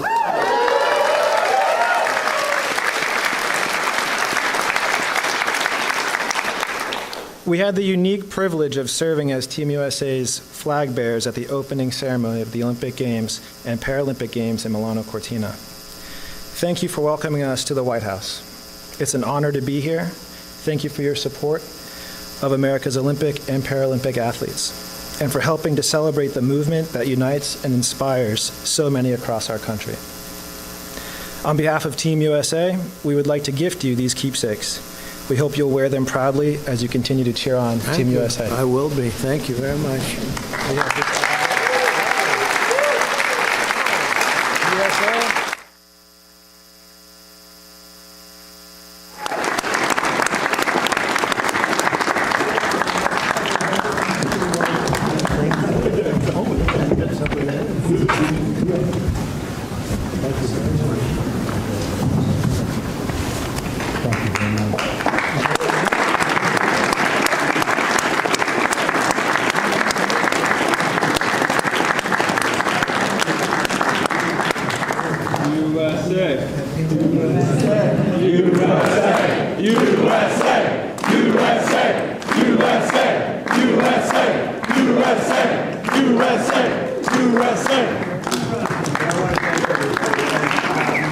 We're going to do something a little special. If you can get down, we have some really beautiful coins.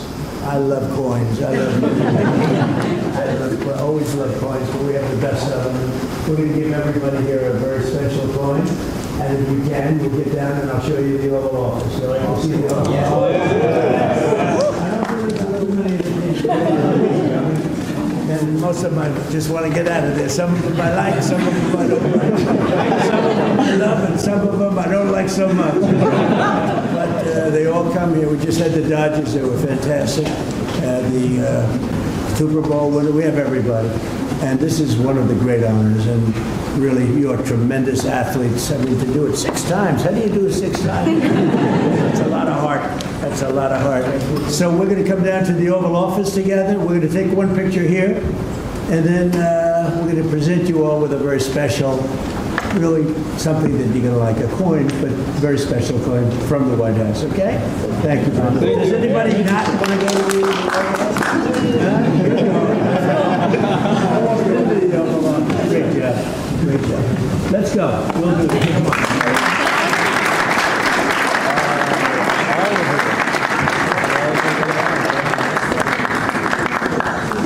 Right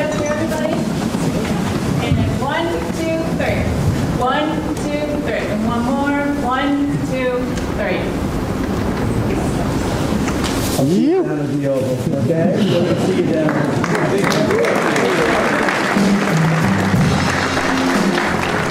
All right. You guys have a great day. See you tomorrow. See you tonight for movie night if you're going to be there on Fox. So good night, guys. All right. Have a good day, guys. Bye.